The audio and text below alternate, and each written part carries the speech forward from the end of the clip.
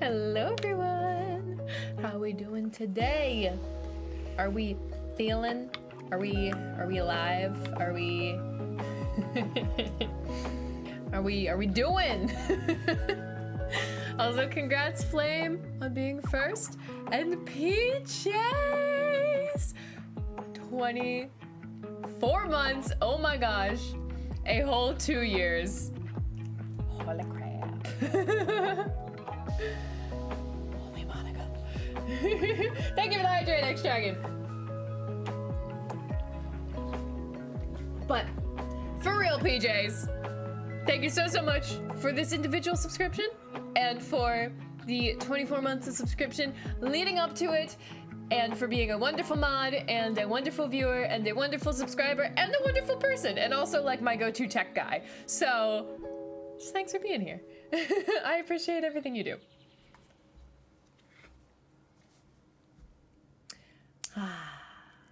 Only Monica. It's funny that it's still somehow tied. How do you guys always manage to do this? Well, yeah, trauma simulator today. I thought I was being clever, you know. Yesterday was train simulator, today's trauma simulator. You know how it is. Good morning. We're doing. It's just, you know, the whole working from home thing again. It's like, oh my gosh. Because I still haven't gone back to work in person yet. But I'm feeling pretty good, you know, post-COVID-ness. Everything's going good. I think I should be well enough to do some of the voice acting this time. Woo woo! Although I have to say, Natsuki's voice is the hardest for me to do, at least the way I've done her. I might have to tone it down a little bit so that I don't just kill my voice, since we are trying to go the Natsuki route. Although it sounds like when we go the Natsuki route, Yuri just keeps, you know, grabbing us and being like, yo, and then Natsuki's like, play with me, and then Yuri's like, nah, she's used to being ignored. And yeah, so that's what's happening in Doki Doki Literature Club.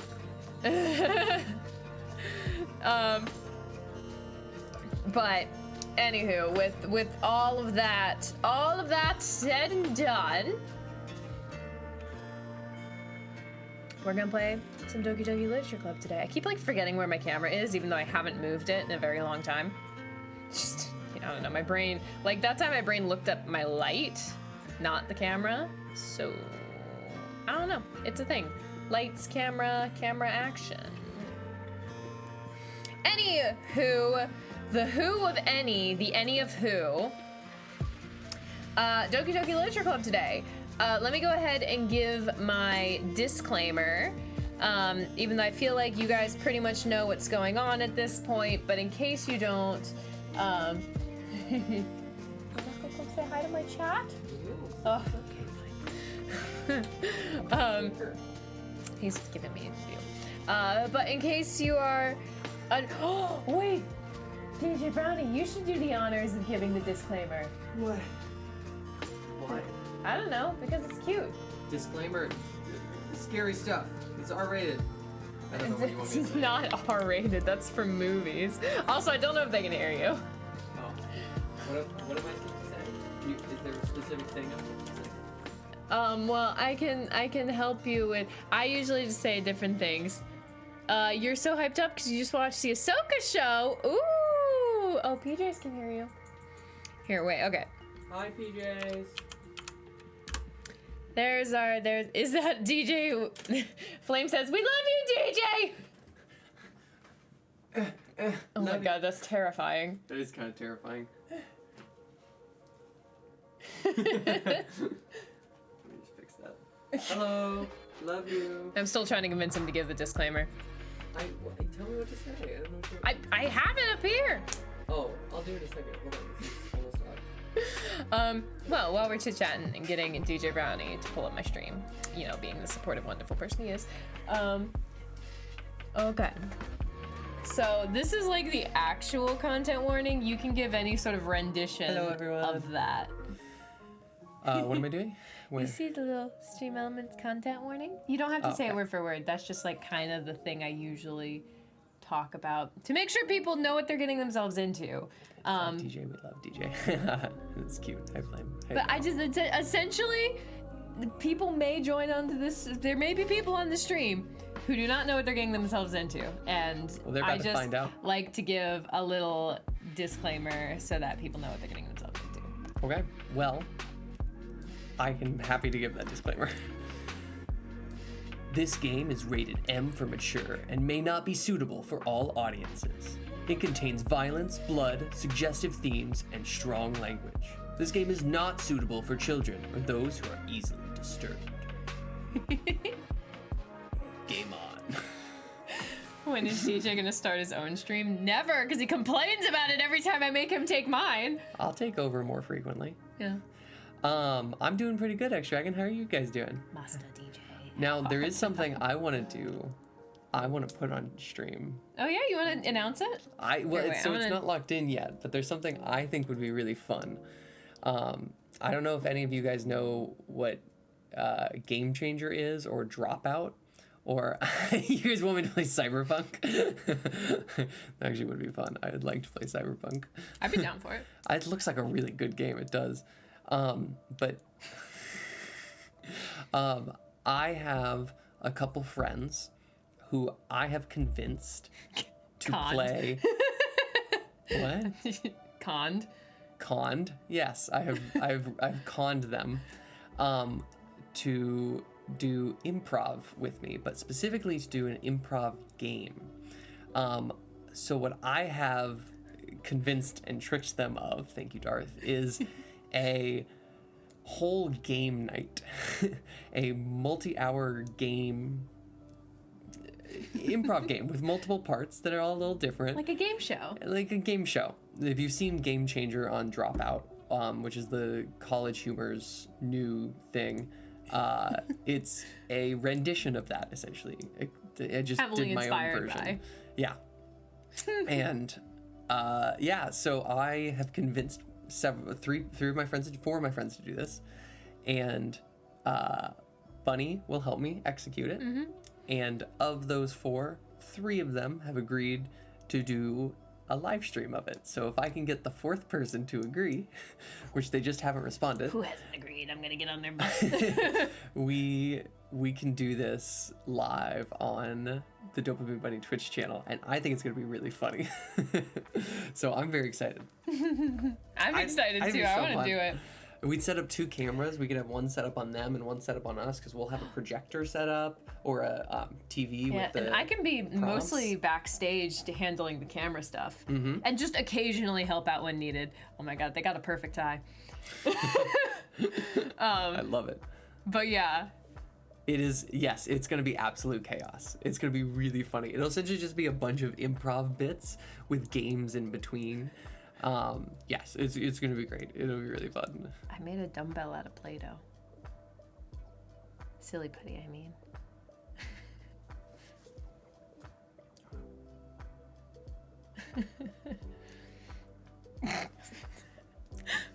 You sure you don't just want to hang out with me all stream instead of doing things that are things you wanted to do? You can do it! One more! Ah, personal record! PR.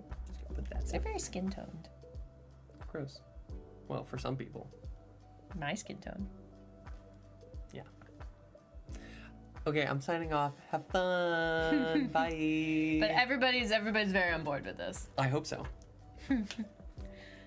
But yeah, so that game show will be mostly that's like a DJ Brownie thing. Like he'll be hosting, he'll be doing all the talking. I'll be mostly backstage. Yeah, probably working camera angles and stuff. Because honestly, we have enough cameras. We could have more than 2 camera angles. It wouldn't be that hard. But anywho, I'll probably help out a little bit, you know, maybe be like a little guest star occasionally. And it should be really fun. So don't know when that's happening, but it sounds like it's gonna happen. Bunny and DJ are goals. Partner that looks at you and the way Bunny looks at you. I just like kissing his forehead. Don't mind me. But anywho, I've got my Play-Doh today because I'm starting to get a little stir crazy from being inside. Like, I know I'm allowed to leave my apartment, but like when I work a 10-hour workday, like I just am stuck home but then I work a lot. I know. Anywho.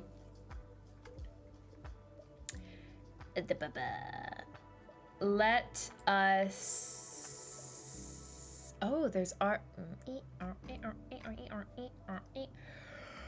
Yeah, my brain is dark. Sherlock Holmes franchise sale. What is this? This is a very strange version of. Oh, it's a horror game. Interesting. I don't know, I just saw something on Steam. I get distracted very easily. All right, well, yes. as DJ Bounty did the disclaimer, this game is rated M for mature. It is not suitable for all audiences. It can be very disturbing. It is a horror game. So just know that if you choose to continue watching. All right? All right. Let's get it going. Are you ready for this? Here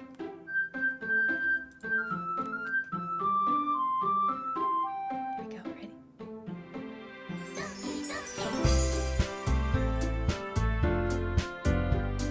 Sorry, I know you can't see it yet. Give me a second.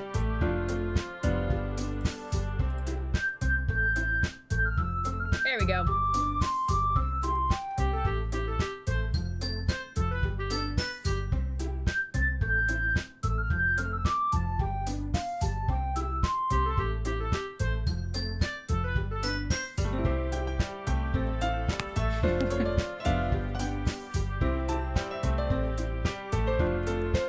Man, I need to turn down this music or I'm going to jump out of my skin the minute anything scary happens. Probably still a little loud for you guys, isn't it? How's that? Is that like a reasonable volume? It looked a little loud, so I turned it down, but I feel like that's probably a reasonable volume now.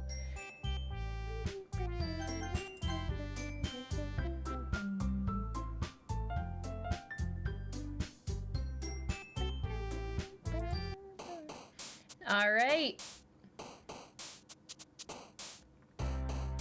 Let's do this. Okay, so we're still focusing on Natsuki, so hers are generally pretty easy to get. Silly, kawaii, swimsuit, hair, what? Wait, guys, did you see that? That was Monica.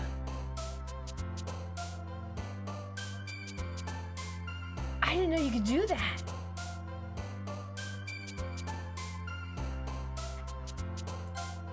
I got a Monica one. Oh my god, I didn't know you could do that.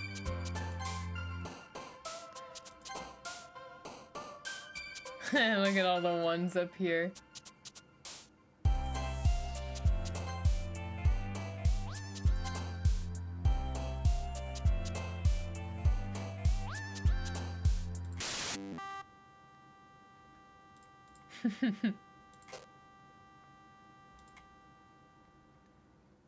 Yeah, you saw that too, right, Flame? Like, yeah, you saw that too. She jumped in the bottom corner. I didn't know you could do that. I might have to look it up. Because it was the word rose. Just interesting for her. Now I'm wondering if it is possible to get Monica, if you like get them all right. Interesting. All right, here we go. Back to voice acting. Hi, Bunny. I've been waiting for you. Are you ready to continue reading? I brought my best tea today. Monica, I told you not to. Ugh, is she really late again? Inconsiderate as usual, Natsuki. Excuse me? Must you always interrupt my conversations with your incessant yelling? What are you talking about? You say that like I do it on a regular basis or something. I just wasn't paying attention, okay? I'm sorry. Seriously, what's gotten into you lately? Look, I did some thinking about yesterday. I was a little more hostile than I meant to be. I guess I really felt threatened or something. But I know this is something we're doing together. Another new member wouldn't hurt, as long as they're cool. And I guess another girl would be nice this time. So, Natsuki, nobody cares. Why don't you go look for some coins under the vending machines or something? Oh, Natsuki! Oh, man. I'm the last one here again. Were you practicing piano again? Yeah. You must have a lot of determination, starting this club and still trying to make time for piano. Well, maybe not determination, but I guess passion. It motivates me to work hard for the festival, too. Anyway, Bunny, what do you want to do today? I was thinking we could... We already have plans today. Oh. Is that so, Yuri? That's correct. Bunny is already engaged in a novel that we're reading together. Aren't you glad I've already gotten him into literature, Monica? I suppose. I was just... Actually, it doesn't matter. It really doesn't. You guys can do whatever you want. Thank you for understanding, Monica. Actually, I have a request. Do you mind if I make some tea first? No, not at all. Thanks very much. If there's one thing that can make my reading time here any better, it's a nice cup of tea. Not to mention for yourself as well. Yuri stands up and makes her way to the closet. I follow and watch as she retrieves a small water pitcher from the shelf, the kind with a filter inside. Can you hold this for a second? Sure. Yuri hands me the water pitcher and also fetches an electric kettle. I'm going to plug this in at the teacher's desk, and then I'll go get some water. She walks past me and sets the kettle down on the teacher's desk. I simply watch her movements. To my surprise, the way she moves really contrasts her speaking mannerisms. Especially because of her long legs, Yuri appears elegant and methodical. Okay, may I have the water pitcher? Thanks. I'll be right back. I might as well walk with you. That's okay. You stay here. It won't take long. Pitcher in hand, Yuri hurries out of the room. Did Yuri leave you again? No, it's not like that this time. She's just filling up the water pitcher to make tea. Oh, okay. Sorry for misunderstanding. 10 minutes pass. Yuri said it wouldn't take long. Is something holding her up? I'm bored just waiting here, so I decide to go look for her. Trigger warning coming up! Major trigger warning. Let's see. The most logical place for Yuri to be would be the nearest water fountain. I start heading down the hallway. What's that noise? It's coming from around the corner. It sounds like breathing. A sharp inhale, like someone is sucking in air through the teeth. Are they in pain? I reach the corner and peer around it. Yuri?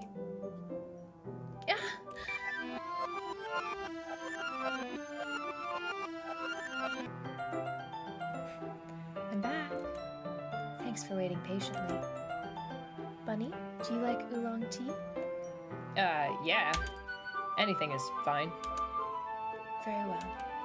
Yuri sets the temperature on the kettle to 200 degrees. Now it's time to get the teapot. You really do this properly, don't you? Of course. I shouldn't do any less when I'm making tea for others. Even if I'm not an expert on tea or anything? In that case, you'll only be even more impressed. Perhaps I will. Yuri fetches the teapot and begins measuring the tea leaves. To my surprise, she even starts humming a little to herself. You must be in a good mood now. Is that so? I was letting it show, and you noticed. I was doing a bit of thinking, and I decided that I would try expressing myself a bit more. Turns out it's not very hard for me to do. When it's you who's around, anyway. That's great, Yuri. Just don't push yourself too much. You're always worrying about me, Bunny. It's very endearing. That's... Yuri wasn't kidding. I don't even know if I can keep up with this. I watch Yuri pour a cup of tea for each of us. Bunny, I have another request. Do you mind if we sit on the floor today? Why is that? It's a little bit easier on my back. I can read with my back up against the wall, rather than bending over at my desk. Sorry, I didn't realize. No worries. I just have back pain fairly regularly, so I do my best to manage it. Is that so? I wonder why that is. It's most likely because Your posture, right? Always hunched over like that while reading. Yes. I have terrible reading posture. So that's why we should sit on the floor. Fair enough. I'll go ahead and get the book. I retrieve the book from my bag. Ah, I have some chocolate as well. It's a bag of small chocolate candies. I take it since it will go well with the tea. Yuri and I sit against the wall, teacups at our sides. As if in sync, we resume the same reading position as last time, each holding one half of the book. Except this time, our bodies are even closer to each other. I can't see too well. Yuri slides closer until our shoulders are touching. How am I supposed to focus on reading like this? Yuri is always kind of cute, but when she's being less apprehensive, it's almost more than I can handle. Your teacup? Yuri hands me my teacup. Holding it with my hand that's not holding the book, I end up in a position that makes it even harder to focus. Because now I need to worry about making sure I don't accidentally touch her chest. Meanwhile, Yuri hasn't noticed a single thing. She wears her intense reading expression, and I can only presume the world around her has faded away. I use all of my willpower to focus on reading. After a few minutes, I finally manage to relax a little. I put the teacup between my legs and fumble with the chocolate wrapper. Sorry. I briefly let go of the book to finish opening the wrapper. You can have as much as you want. That's okay. I won't take any. You sure? Well, if I touch it, then I might get smudges on the pages. Ah, you're right. I didn't even think about that. My bad. No need to apologize. I'll hold the book, okay? Are you sure? Of course. Look at them being so cute. Yuri opens the book with both hands. She holds it so that I don't have any harder of a time reading from it. But as a result, her left arm is practically resting on top of my leg. Well, in that case, Yuri is already totally focused on reading again. I take a chocolate candy and pop it into my mouth. Then I take another chocolate and I hold it up to Yuri. She doesn't even look away from the book. She simply parts her lips, as if the situation was completely natural. But that means I can't stop here. I apprehensively place the chocolate in her mouth. Just like that, Yuri closes her lips over it. Yuri's expression suddenly breaks. Did I just... Yuri looks at me like she needs to confirm what just happened. Bunny? Sorry. I guess I shouldn't have done that. Yuri starts to breathe heavily. I can't... Bunny?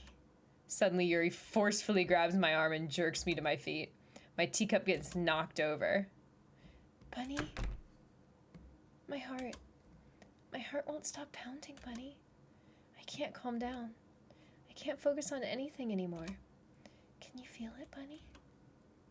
Yuri suddenly presses my hand against her chest. Why is this happening to me? I feel like I'm losing my mind. I can't make it stop. It even makes me not want to read. I just want to look at you. With those beautiful, beautiful eyes. Ooh. I'm not voice acting all of the noises because, I don't know, I just feel like that could be way misconstrued out of context.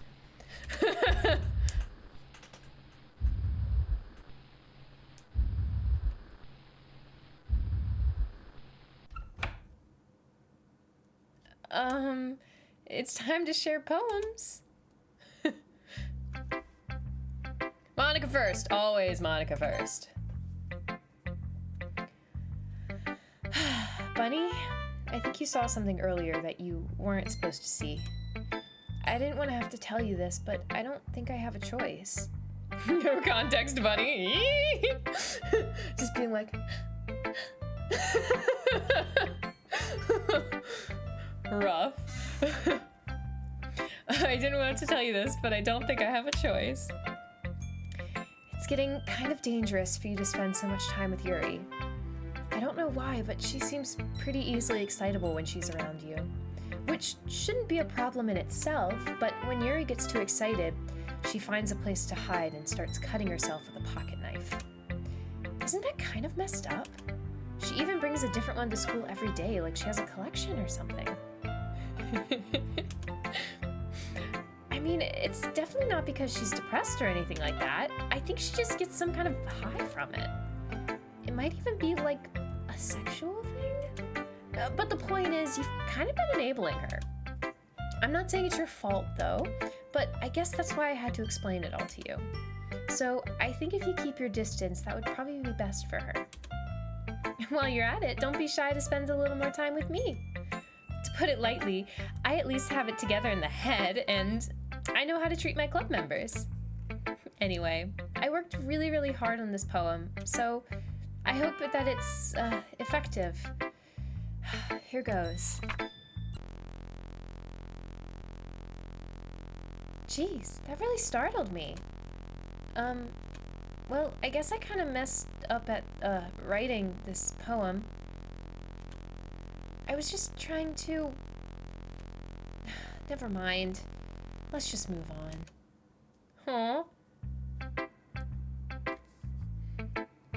She wanted to try to do something to tell me something. Natsuki! This one's alright. Alright? Well, yeah. About as good as yesterday's anyway. I still can't really tell much how much you actually care about writing, but either way, you're doing alright. Even though you're really not spending time with anyone but Yuri, I still think it's nice to have activities that we can all participate in. So you better keep working hard. I mean, I know I'm not president or vice president or anything, but that doesn't mean you can let me down, okay? So at least read mine too, for now. But just to be clear, this poem means a lot to me, so read it carefully, okay? There we go. I don't know how else to bring this up, but there's been something I've been worried about. Yuri has been kind of acting kind of strangely lately. You've only been here a few days, so you may not know what I mean, but she's not normally like this. She's always been quiet and polite and attentive, things like that. Okay, this is really embarrassing, but I'm forcing myself to suck it up. The truth is I'm really worried about her, but if I try talking to her, she'll just get mad at me again. I don't know what to do. I think you're the only person that she'll listen to. I don't know why, but please try to do something. Maybe you can convince her to talk to a therapist. I've always wanted to try being better friends with Yuri, and it really hurts me to see this happening. I know I'm gonna hate myself later for admitting that, but right now I don't care. I just feel so helpless. So please see if you can do something to help. I don't want anything bad to happen to her. I'll make you cupcakes if I have to. Just please try to do something. As for Monica, I don't know why, but she's been really dismissive about this. And like, she just wants us to ignore it, so I'm mad at her right now. And that's why I'm coming to you about this. Don't let her know I wrote this. Just pretend like I gave you a really good poem, okay? I'm counting on you. Thanks for reading.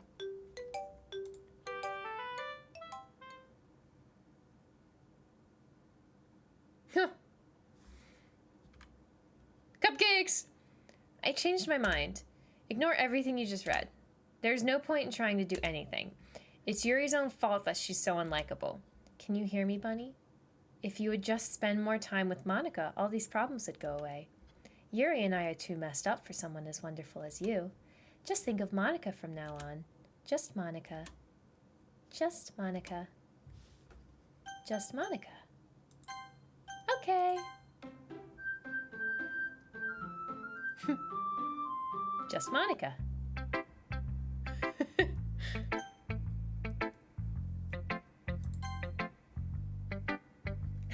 Finally. Yuri holds my poem to her face and takes a deep breath.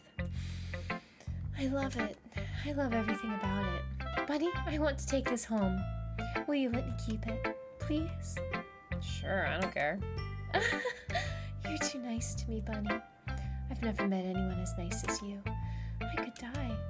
Not really, but I just don't know how to describe it. It's okay to be feeling this way, right? It's not bad, right? Yuri holds my poem to her chest.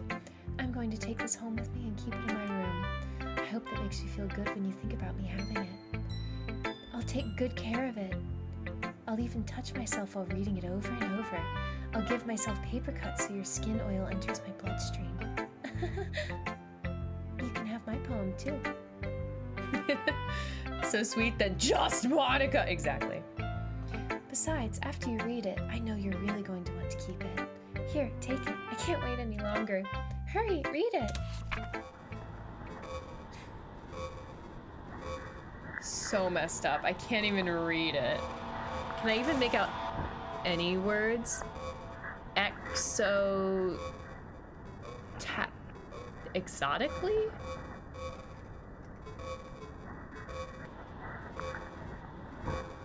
Parcels. Flux. Do you like it? I wrote it for you. In case you couldn't tell, the poem is about... More importantly, I've endowed it with my scent. See, aren't I the most thoughtful person in the club?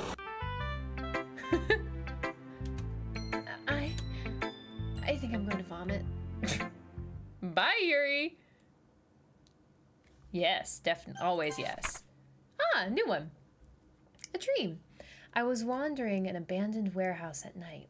I was lost, looking for an exit. I just wanted to go home. I came upon a huge empty room, its ceiling and walls beyond the deep blackness. My steps were quick in order to hurry to the other side, or to a wall, anything. Suddenly, the ground was no longer beneath my feet. I stepped into a hole of indeterminate width.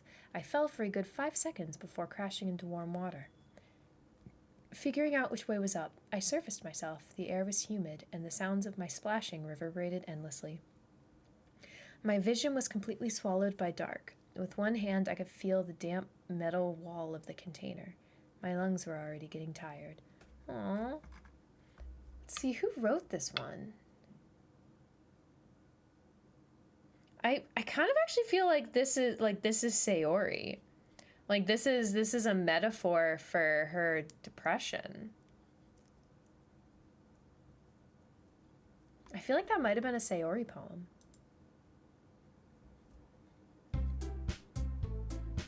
Okay, everyone. It's time to figure out the festival preparations. Let's hurry and get this over with. Stagnating air is common foreshadowing that something terrible is about to happen.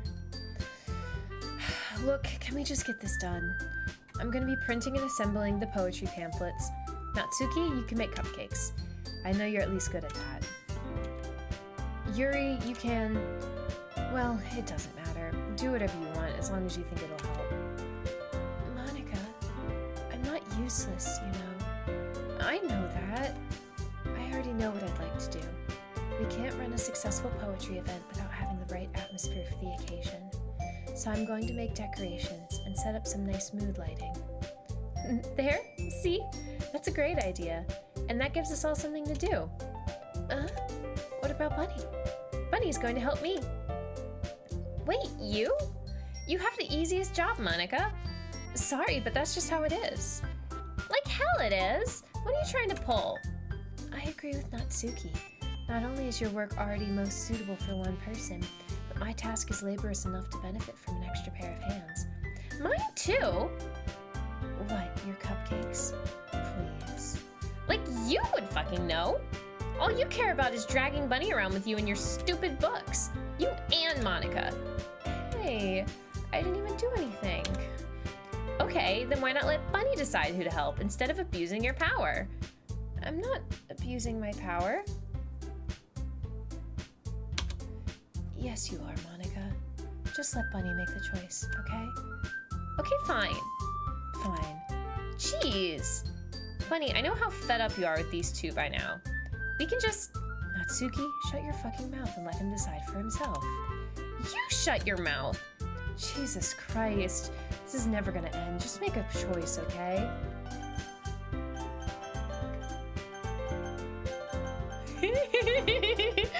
I love this one.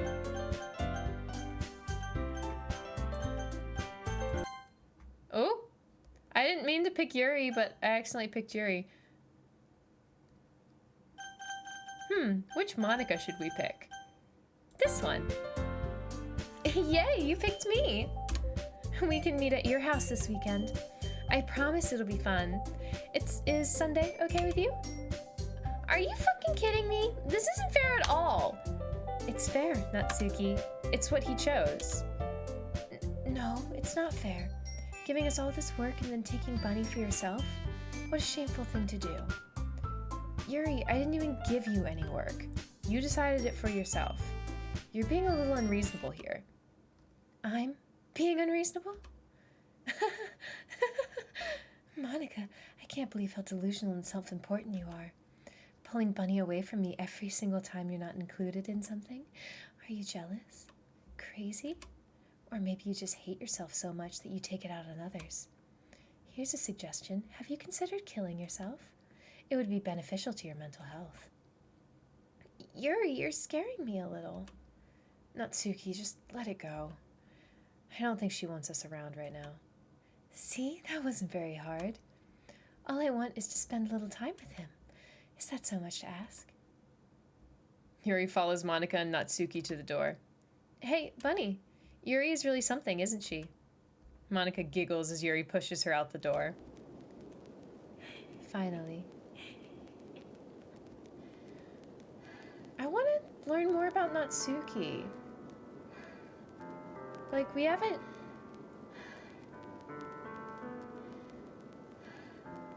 got all of Natsuki's story.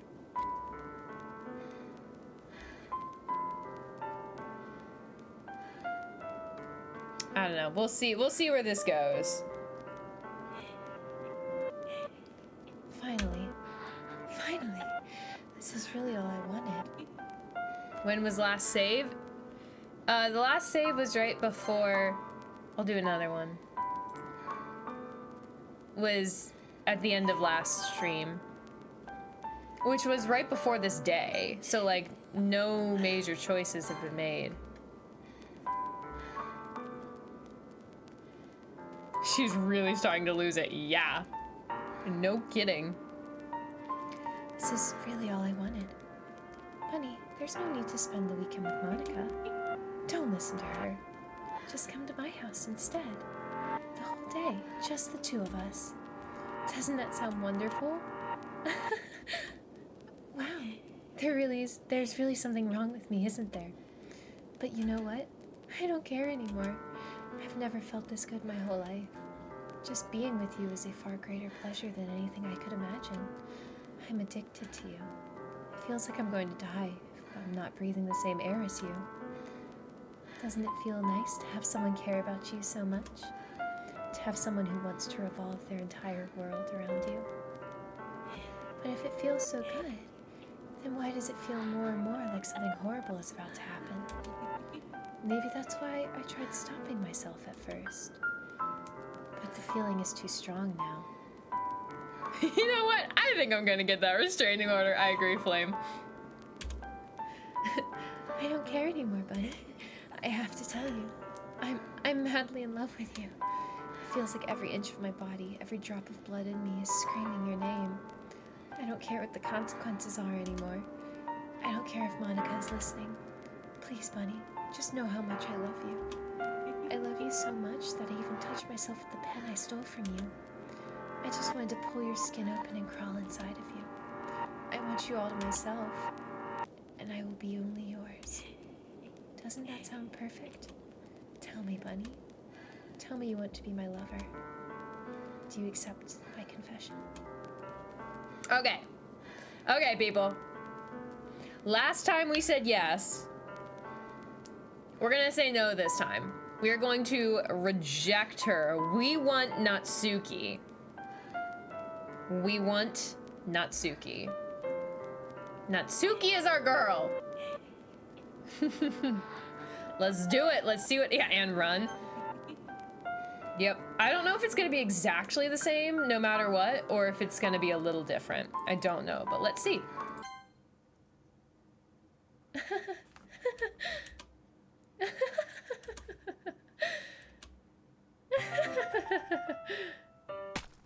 Yep, exactly the same. Literally no difference. Oh yeah, I forgot to give another trigger warning. Trigger warning.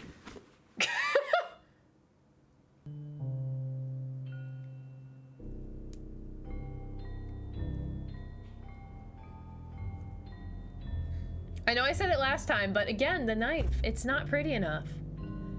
She would not kill herself with such a, like, normal looking knife.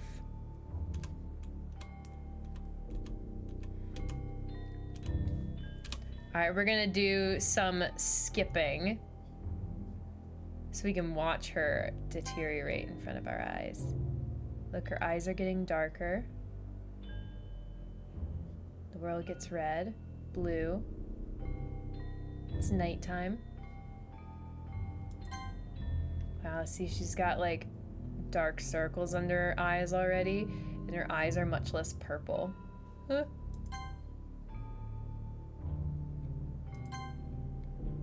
Oh, poor Yuri. She didn't deserve this.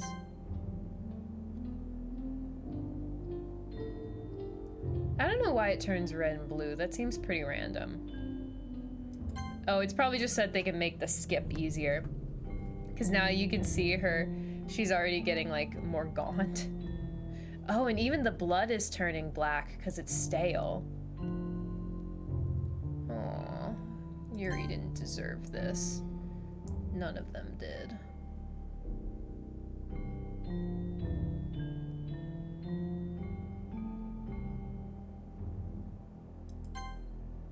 I don't think she got any more gaunt that time. It looks kind of the same. Oh, the red and the blue is probably to signify the days passing. The red is probably like sunset, and then the blue is nighttime.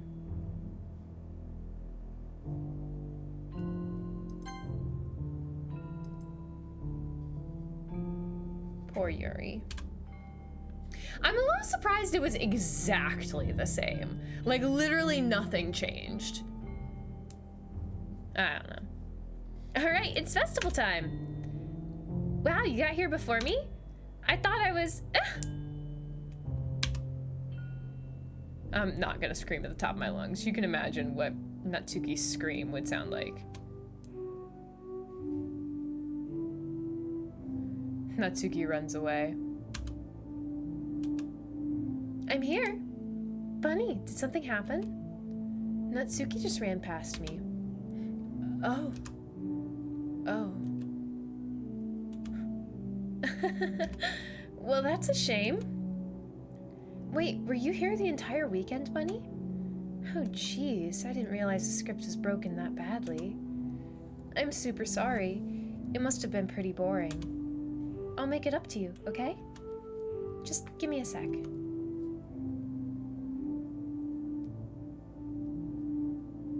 Don't delete Natsuki. She didn't deserve to be deleted. I just want to have a cupcake real quick. Takes a cupcake. Seriously, these are the best. I really just had to have one, since it's the last time I'll ever get the chance to. You know, before they stop existing and everything. But anyway, I really shouldn't be making you wait any longer. Just bear with me, okay? This should only take a second.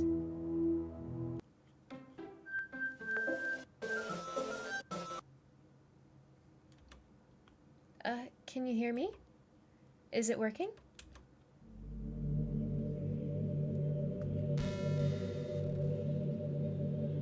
Yay, there you are. Hi again, Bunny. Welcome to the Literature Club. Of course, we already know each other because we were in the same class last year, and, you know, I guess we can just skip over all that stuff at this point. After all, I'm not even talking to that person anymore, am I? That you in the game, whatever you want to call him. I'm talking to you, Bunny. Now that I think about it, I don't really know anything about the real you. fact, I don't even know if you're a boy or a girl. Well, I guess it doesn't really matter. Wait, you do know I'm aware this is all a game, right? Could it be possible that you didn't know that? That doesn't make much sense. I even told you right on the game's download page, didn't I?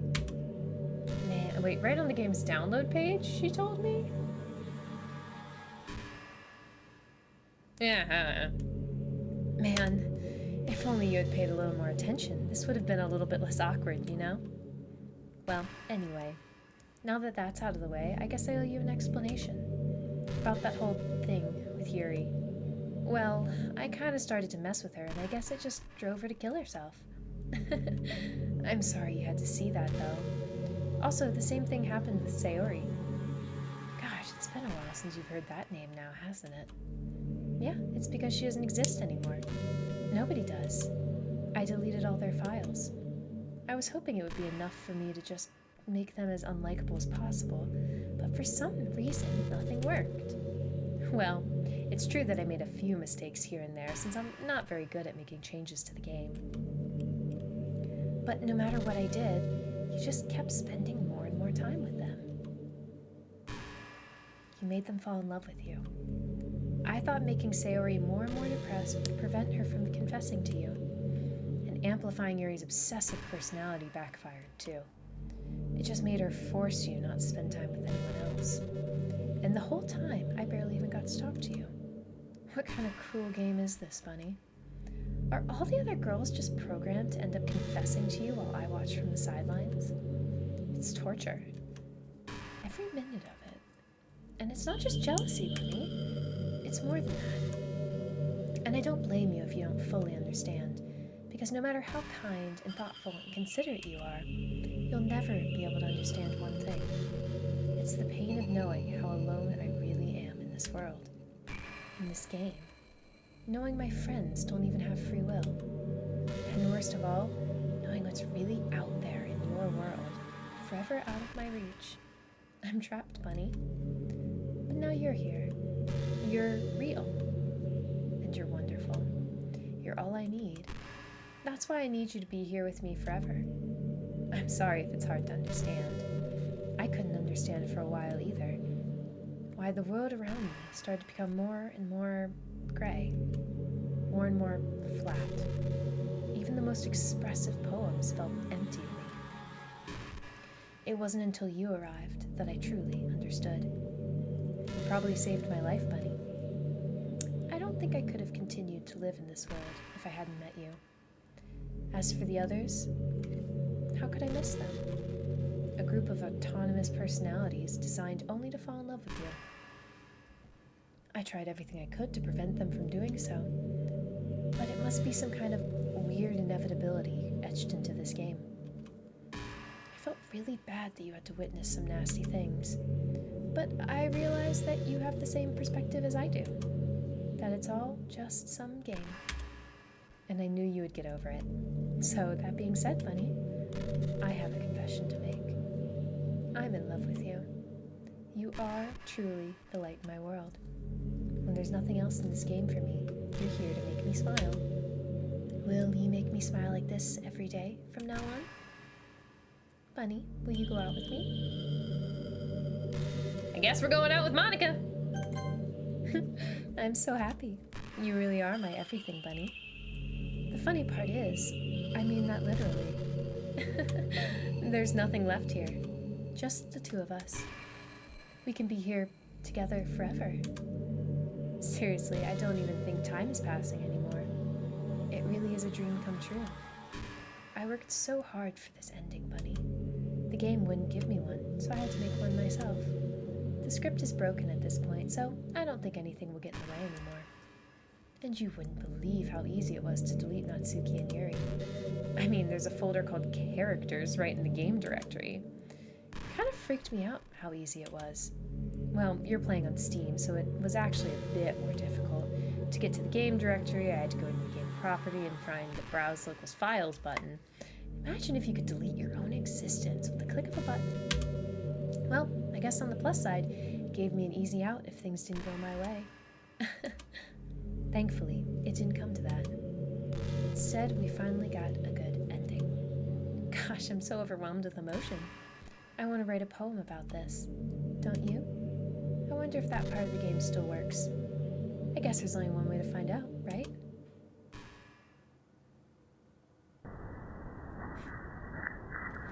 Monica! Key! Oh yeah! Oh!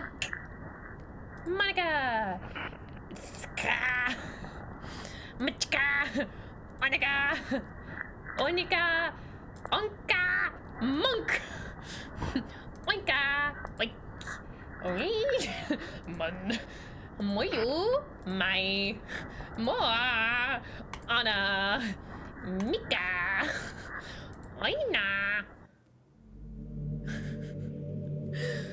Alright, so we have already got this ending. Should we go ahead and delete her? I feel like we should go ahead and delete her. I wrote a good poem.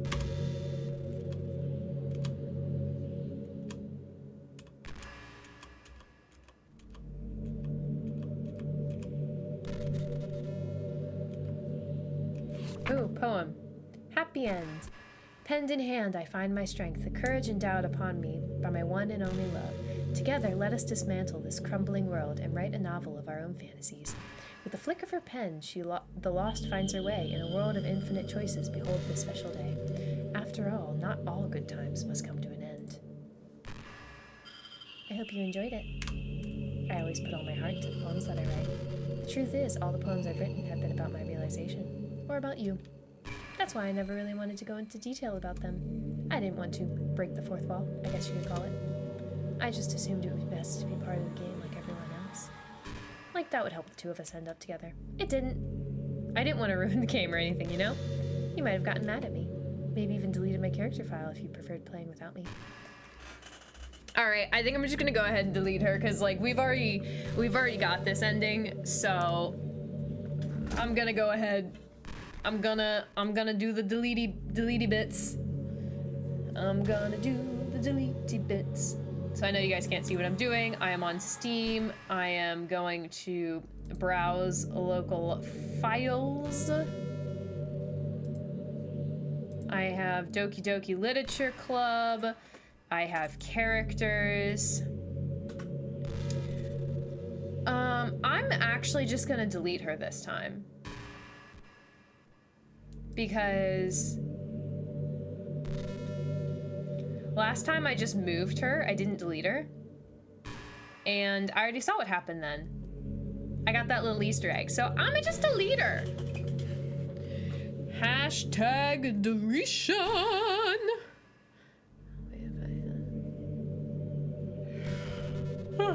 Excuse me. All right, here we go. Delete.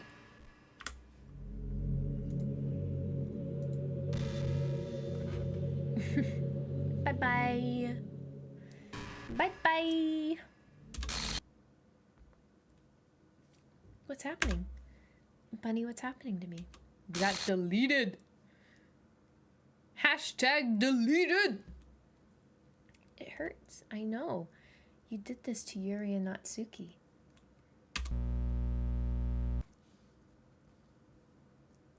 Please hurry and help me. Aw.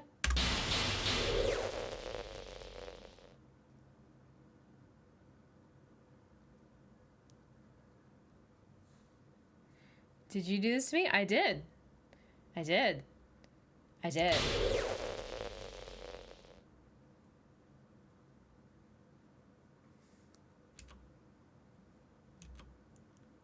I feel bad.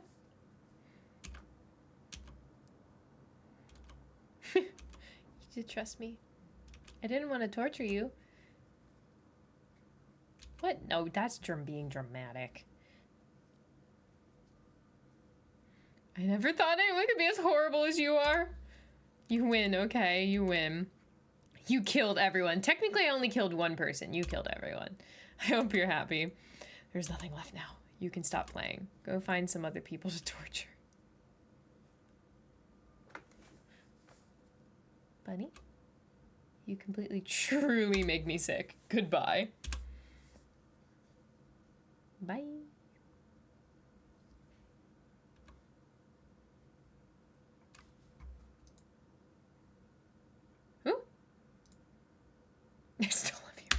I can't help it. What's wrong with me? How horrible am I for you to hate me this much? Oh, all my friends, I did so many awful things. So many selfish and disgusting things. I shouldn't have done any of this. I'm just messing up a world I don't even belong in. See, that's the truth. A world you wanted to be part of. I ruined it. Aw. Maybe that's why you deleted me, because I destroyed everything that you wanted. How could I do that to someone I love? Yeah, that's not love. That's... Ugh. The turnaround. Oh, it's so sweet. Bunny, I know I said that I deleted everyone else, but that was kind of an exaggeration. I couldn't find it in myself to do it. Even though I knew they weren't real, they were still my friends, and I loved them all. And I loved the literature club. I really did love the literature club. That's why I'm going to do this. I know it's the only way for everyone to be happy. And if I really love you, then...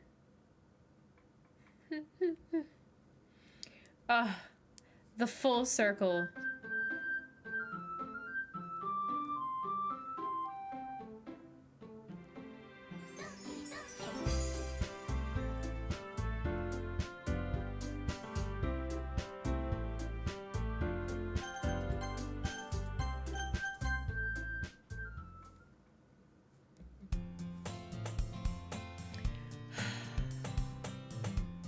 It's an ordinary school day like any other.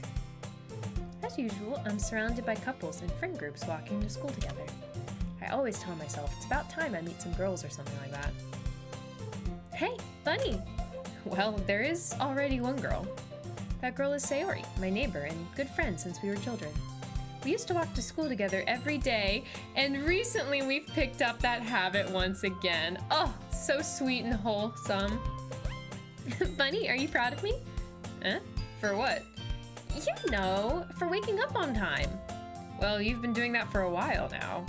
Uh-huh, but you never even said anything about it, even though we walk to school together every day. Well, yeah, I always thought it was implied. It's embarrassing to say out loud. Come on, please. It's good motivation. Fine, fine. I'm proud of you, Sayori. We cross the street together and make our way to school. We draw near, the streets become increasingly speckled with other students making their daily commute. By the way, Bunny, have you decided on a club to join yet? A club? I told you already, I'm really not... I start to say what I always do, that I'm not interested in joining any clubs. But something tells me Sayori would take more offense to that now. After all, how could I tell her that clubs are a waste of time when she's starting a club of her very own? Actually, yeah.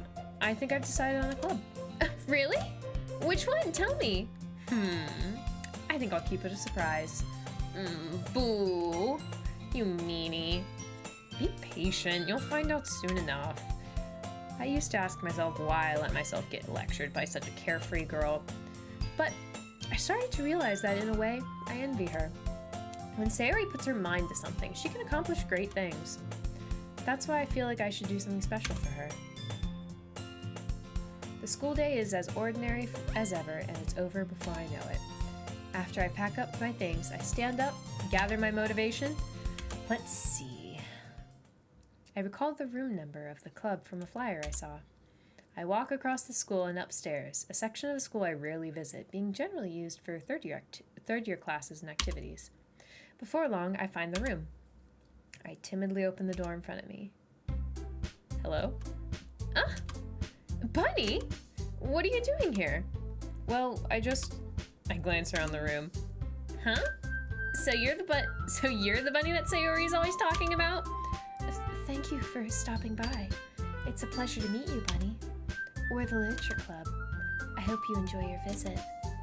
Come on, Yuri. No need to be so formal. He's gonna think we're really strict or something. Sorry, Natsuki. The tall one, whose name is apparently Yuri, seems to be quite shy compared to the others. In comparison, the girl named Natsuki, despite her size, seems like the assertive one. Well, it's nice to meet both of you. I look forward to working with you. Working? Bunny, don't tell me. You're... That's right. The club I've decided to join is yours, Sayori. The Literature Club. Sayori's eyes light up. No way! No way! Sayori wraps her arms around me, jumping up and down. Hey. Well, if Sayori is this happy, then I'm sure it won't be so bad to have you around. Not to mention, there's 4 of us now. That means we can become an officially recognized club. I don't know what to say. We have to celebrate. What an appropriate day for that, isn't it? Yeah. After all, Natsuki decided to... Hey, don't ruin the surprise. Sorry. Everyone, sit at the table, okay? How about I make some tea as well? The girls have a few desks arranged to form a table. Natsuki and Yuri walk over to the corner of the room where Natsuki grabs a wrap tray and Yuri opens a closet. Still feeling awkward, I take a seat next to Sayori. Natsuki proudly marches back to the table, tray in hand. Okay, are you ready? Ta-da! Wow! Natsuki lifts the foil off the tray to reveal a dozen white, fluffy cupcakes decorated to look like little cats. The whiskers are drawn with icing and little pieces of chocolate were used to make the ears. So cute! Wow, these look amazing. Well, you know. Just hurry and take one. Sayori grabs the first one, then I follow. It's delicious. Sayori talks with her mouth full and has already managed to get icing on her face. I turn the cupcake around my fingers, looking for the best angle to take a bite. Natsuki is quiet. I can't help but notice her sneaking glances in my direction. She waiting for me to take a bite? I finally bite down. The icing is sweet and full of flavor. I wonder if she made it herself. This is really good. Thank you, Natsuki. Well, of course it is. I'm a pro after all. There's no need to thank me or anything. Natsuki struggles to accept the compliment. Yuri returns to the table, carrying a tea set. She carefully places the teacup in front of each of us before setting down the teapot next to the cupcake tray. You keep a whole tea set in this classroom? Don't worry, the teachers gave us permission. After all, doesn't a hot cup of tea always help you enjoy a good book? I guess. Already trying to impress our new member, Yuri? That's not... Insulted, Yuri looks away. I meant that, you know... I believe you. Well, tea and reading might not be a pastime for me, but at least I enjoy tea. I'm glad. Yuri faintly smiles to herself in relief. So, Bunny, what kind of things do you enjoy? Do you like to read? Well, considering how little I've read these past few years, I don't really have a good way of answering that. Manga? I mutter quietly to myself, half joking. Natsuki's head suddenly perks up. It looks like she wants to say something, but she keeps quiet. Not much of a reader, I guess. Well, that can change. What am I saying? I spoke without thinking after seeing Yuri's sad smile. Anyway, what about you, Yuri? Well, let's see. Yuri traces the rim of her teacup with her finger. My favorites are usually novels that build deep and complex fantasy worlds. The level of creativity and craftsmanship behind them is amazing to me. And telling a good story in such a foreign world is equally impressive. Yuri goes on, clearly passionate about her reading. She seems so reserved and timid since the moment I walked in, but it's obvious by the way her eyes light up that she finds her comfort in the world of books, not people. But, you know, I like a lot of things. Don't feel intimidated if you don't read much, okay? I'm certain we can find something that we have in common. Hey, Yuri? Well, about, you know, the first thing you said. Manga? That's right. Natsuki tends to read manga in the club room. Don't just say it! For some reason, Natsuki seems embarrassed about it. Besides, manga is literature too, you know? So if Bunny wants to read some of my manga, then don't try to stop him or anything. Natsuki, I wouldn't do such a thing. However, it could be nice for us to diversify ourselves a little. He can take this opportunity to try something new as well. Wouldn't you agree, Bunny? Maybe. Sensing the tension, Sayori jumps in. Maybe we can all try something new. I think it could be fun. And we'll all get to know each other a little bit better too. I mean, that's the kind of thing literature clubs do, right? I don't disagree or anything. Yeah, you're right, as usual, President. Guess that means I should try picking up a novel or something, huh? Well, I guess that would make 2 of us. I wouldn't mind doing it if I'm not the only one. Then as for you, Yuri... I have to read manga.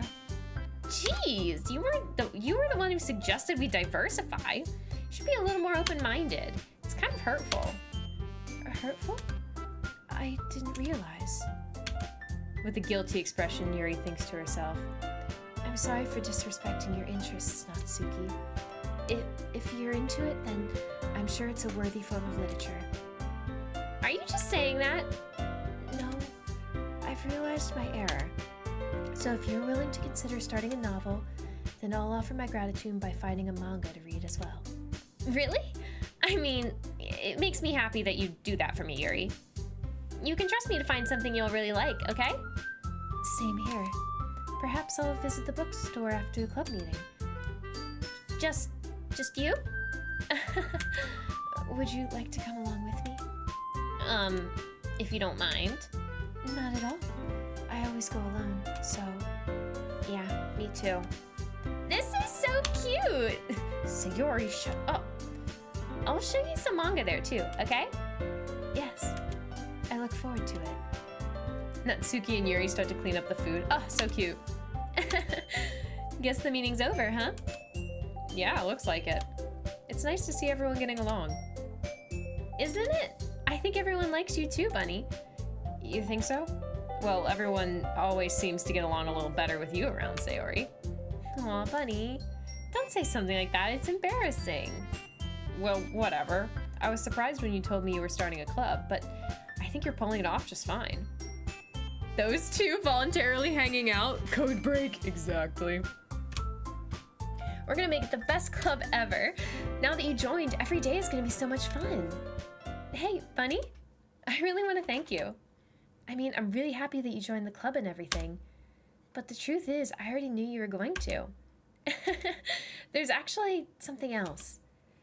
I wanted to thank you for getting rid of Monica. That's right. I know everything that she did. Maybe it's because I'm the president now. But I really know everything, Bunny. I know how hard you tried to make everyone happy. I know about all the awful things Monica did to make everyone really sad. But none of that matters anymore. It's just us now. And you made me the happiest girl in the whole world. I can't wait to spend every day like this. With you. Forever and ever. Forever. No! Eh? What's happening? I won't let you hurt him. Who? Aww. It had to happen to Sayori twice. That's so sad. I'm sorry, I was wrong. There's no happiness here after all. Goodbye, Sayori. Goodbye, Bunny. Goodbye, Literature Club. Aww.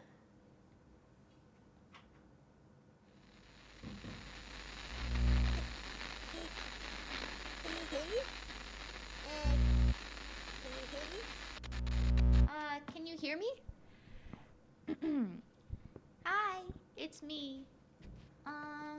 So you know how I've been like practicing piano and stuff, and not really any good at it yet, like at all. But I wrote you a song, and I was kind of hoping that I could show it to you because I worked really, really hard on it. So yeah.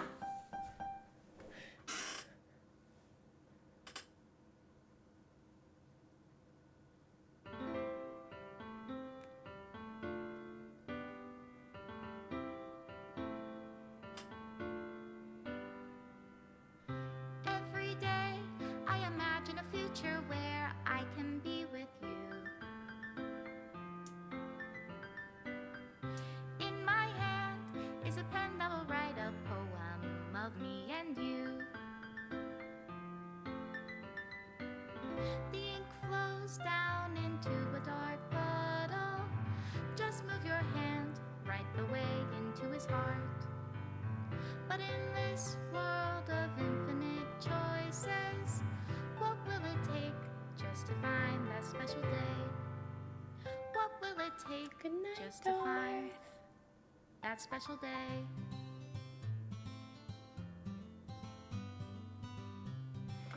What a weirdly wholesome ending to a horrifying game. Everybody a fun assignment. Natsuki!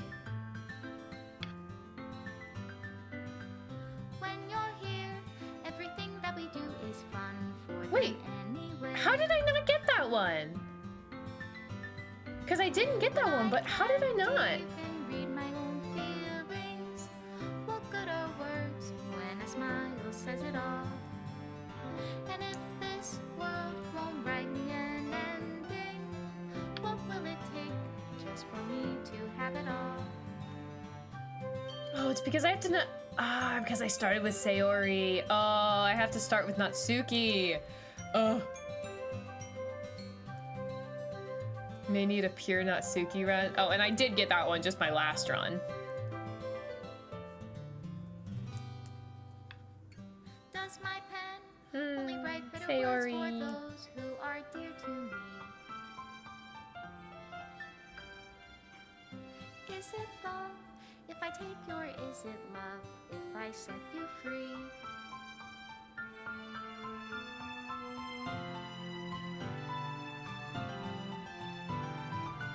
The ink flows down into a dark puddle. And I got that one this time. Oh, that was such a sweet ending. It made me so sad.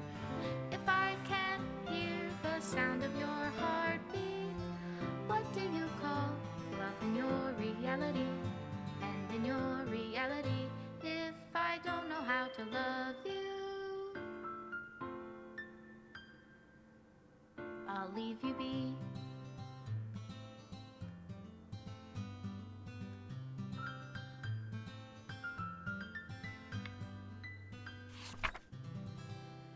This is my final goodbye to the Literature Club. I finally understand the Literature Club is truly a place where no happiness can be found. To the That was a wonderful boop. Oh my god. To the very end, it continued to expose innocent minds to a horrific reality, a reality that our world is not designed to comprehend. I can't let any of my friends undergo that same hellish epiphany. That's so sweet, though, that it's her friends. For the time it lasted, I wanted to thank you for making all of my dreams come true, for being a friend to all of the club members, and most of all, thank you for being a part of my literature club. With everlasting love, Monica.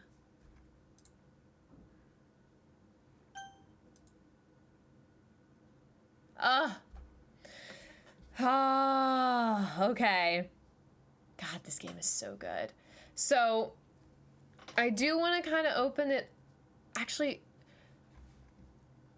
we're going to get some spoilers, okay? Because now that I've played it twice all the way through, I want to find the Easter eggs. So I'm actually going to, like, go to the internet, and, like, find stuff. Going to the wiki. That should be the way to go. Oh, they have an entire page for Easter eggs. Yep. May contain a lot of spoilers. Recommended you play the game. I've played it twice. I think we're good. Unsettling themes. Yup. Okay. So, Natsuki. Oh, interesting. That's an Easter egg it's only a third chance. So I didn't get it. Oh, there's a couple that are like percentage chances. That's really interesting. Okay, I'm gonna read some of these Easter eggs. So if you plan on playing this game and want to find them for yourself, then spoilers. But if you don't care and you just want to know, then yeah, let's go with it. But yeah, so Natsuki's eyes.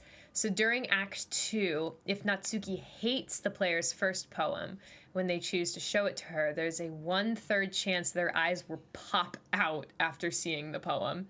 That's terrifying. Absolutely horrifying. Yeah, Easter egg warning. There's also a Natsuki's realistic mouth. So during Act 2, during the third day, there's a 1/4 chance that during the conversation with Yuri near the closet, Natsuki's eyes will turn into shifting black pixels, which we've seen that before, just not in this particular scene. And her mouth will turn realistic. And she will say, Meebles, sailcloth, blindsight, lifeline, and reciprocity faultlessly offered. What? It's unknown if those words have any possible meaning or if they are random words. Oh my gosh. During the conversation with Yuri near the closet. Wow. Yep. All right, so then there's another... Oh, Yuri's eyes. In Act 2, when the player faces the choice with who the protagonist should spend the weekend with, the cursor will forcibly push at choosing Monika. However, managing to choose Yuri or Natsuki will result in the game pausing momentarily before a white static screen, and a pair of purple eyeballs, resembling Yuri's obsessive eyes, appear staring at the player. After a few seconds, the club room will appear in the background, faintly scrolling downwards at a randomly generated text will then appear at the bottom along with a bunch of Monika buttons. Yeah, heavy breathing can be heard in the background. The pupils move around like when Yuri's face changed to look similar at another point in the game. Yeah, so that one we got both times. And then we have Yuri's flying eye. We got that the first playthrough. In Act 2, during the player's first interaction with Yuri, where they talk about reading together, her right eye will slowly start to drift away from her head toward the down left corner of the screen until it completely disappears from the screen, or Yuri changes expression. So yeah, we got that one the first screen. Ooh, cheating! Oh, there's a thing for cheating. Interesting. If the player tries to copy the save files of another act during Acts 2, 3, or 4, a black screen will appear with text unable to load the save file, after which Monika will appear and ask if they are trying to cheat. The scene can be avoided if the player copies the persistent files from the save folder, which stores information without the current act. Can also happen during Act 4, and Monika will still appear despite being deleted. Interesting. Oh, and then the deleting Monika before starting the game. This game is so smart. Yeah. So this one, we tried this one after my first playthrough, before my second playthrough, because it was suggested by someone who knows this game very well. But I'll go ahead and read it. So if you delete Monika, that character, before starting the game, at the screen where the player picks the name, deleting Monika's character file before starting the game will, upon the game start, result in a scene featuring Sayori first visibly confused and finally yelling, "Please make it stop." The game will then forcibly exit itself, and the other character files, including Sayori's, will be deleted, and upon reopening it, a second screen will appear, displaying the word "end" before changing into a black and white GIF of Sayori hanging from a noose, accompanied by an ambient static loop. After 10 minutes pass, the words "now everyone can be happy" will appear on the screen. Oh no. Deleting Sayori's character file before opening the game will script straight to the monochrome Sayori picture part. Interesting. So that part we did do. And then retrieving Monika.character in the fourth act, which we did also do. Someone had to wait just looking at her. Yeah, 10 minutes. They're just staring at her. So if the player tries to start a new game in Act 4 with Monika.character being present in the character folder, Monika will ask them to stop playing with her heart and then delete herself.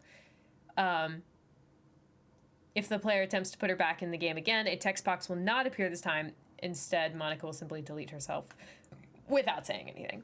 Okay. Oh, and then we have the Monika jump scare. Beautiful.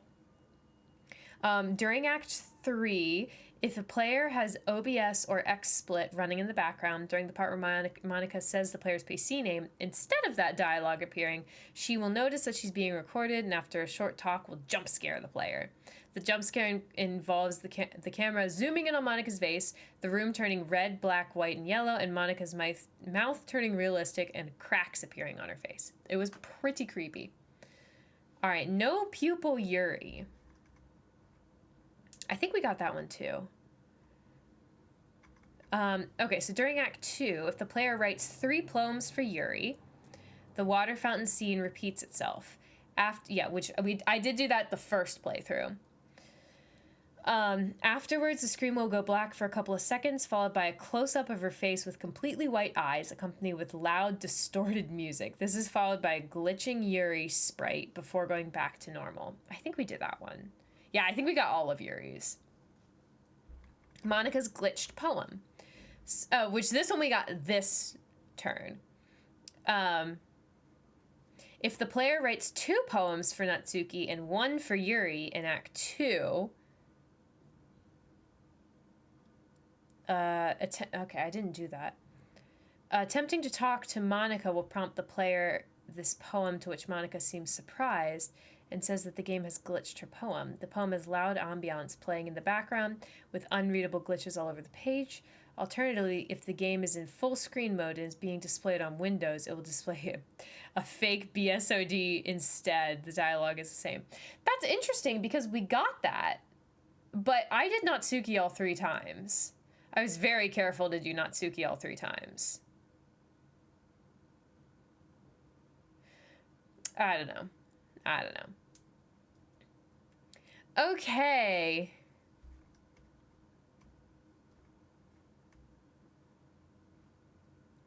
So we have some game file secrets.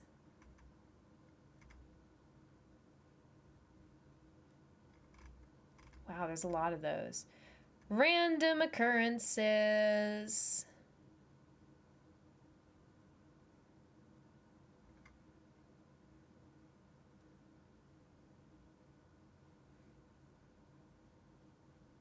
Third went Yuri for some reason?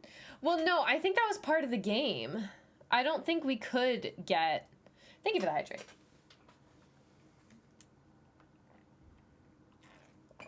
Or maybe it did go Yuri. Maybe it did go Yuri.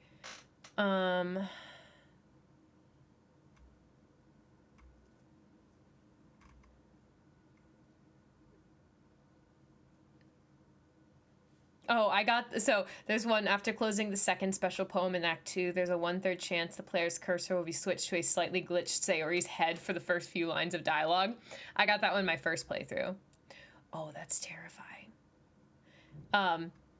There's a 1 in 101, so less than a 1% chance that Yuri's sticker will distort upon selecting one of her words in the poem minigames in Act 2.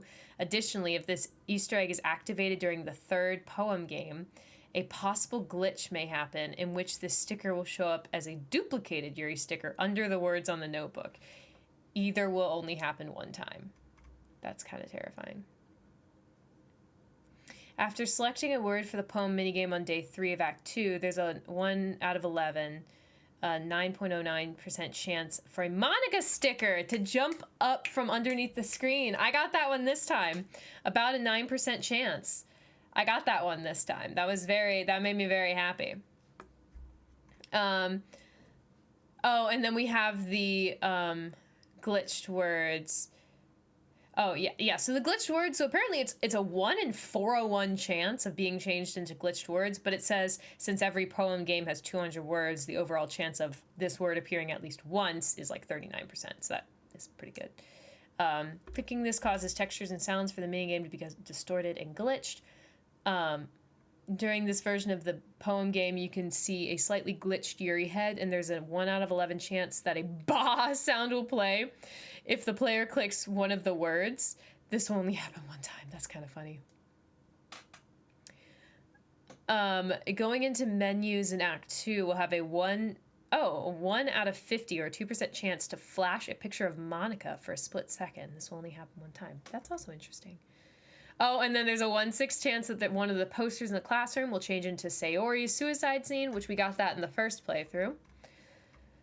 Act 2, each time the player opens the game, there's a 1 in 64 chance of being greeted with a backwards end screen followed by a grayscale menu with distorted and eyeless characters. Terrifying. Oh, Lantanu! Thank you for resubscribing! Oh, I appreciate it. Hello, jumping into resub before I go back to bed. Yes, get your sleep. Get your sleep. But thank you so much. Hi. Thank you so much for popping in to resubscribe. I really, really appreciate it. I really do. But make sure you get some sleep. Sleep is important. You get all that good juicy sleep. I don't know why I called it juicy, but thank you for popping in. Thank you. We just finished Doki Doki. Doki, Doki. Do, do, do. Do, do, do, do, do, do, do, do, do, do, do, do.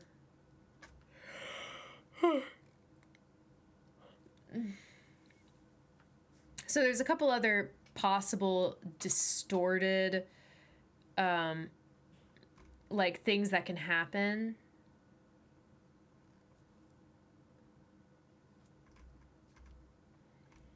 Oh man, I didn't even get all the poems.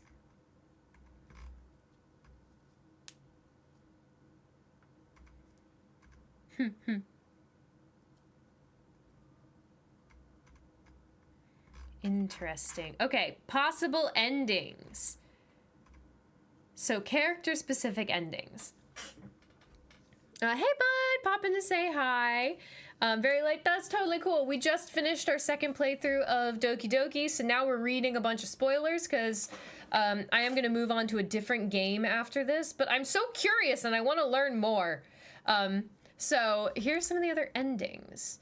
So Sayori's ending. Note this isn't necessarily an ending to the game, but more the events that lead to the end of her life. It's an unavoidable event. So yeah, regardless of the protagonist's choices, Sayori will be hanging by a noose from her neck. Okay, yeah. So that's Sayonara.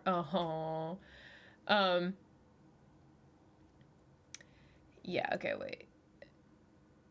Oh yeah, the okay, Monica will later state in Act 3 during her conversation with the player that Sayori's hands were bloody because of her hanging did not kill her instantly. Having stepped from a chair instead of a higher place, the latter would have made her death quicker and painless.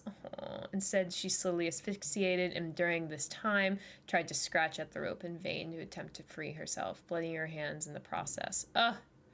Monica believes that this is because of Sayori either changing her mind a few seconds too late, or maybe it was just her survival instincts kicking in.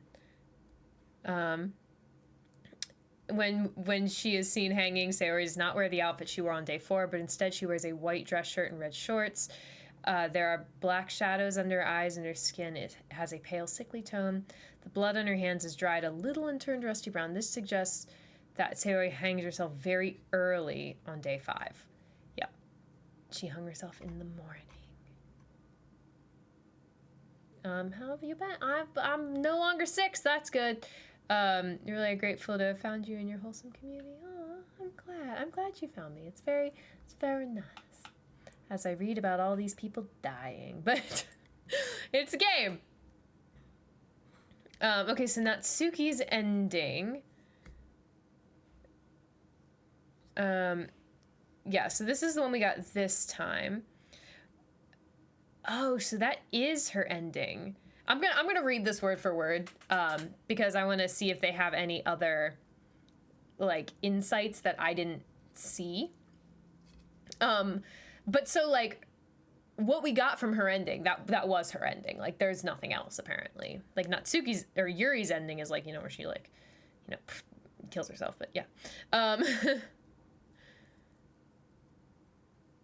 So Natsuki's ending will happen once the protagonist writes 2 poems for Natsuki in the first 2 days of Act 2. It takes place on day 3 during poem sharing time. When the protagonist shares his poem with Natsuki, she will complain that he has been spending too much time with Yuri and not enough time with anyone else. Natsuki's eyes and mouth will begin to glitch, and she will be covered with shifting black pixels. She will then begin to cry blood, all while the screen slowly tints to a dark red and distorted version of "Okay, Everyone" plays over the scene.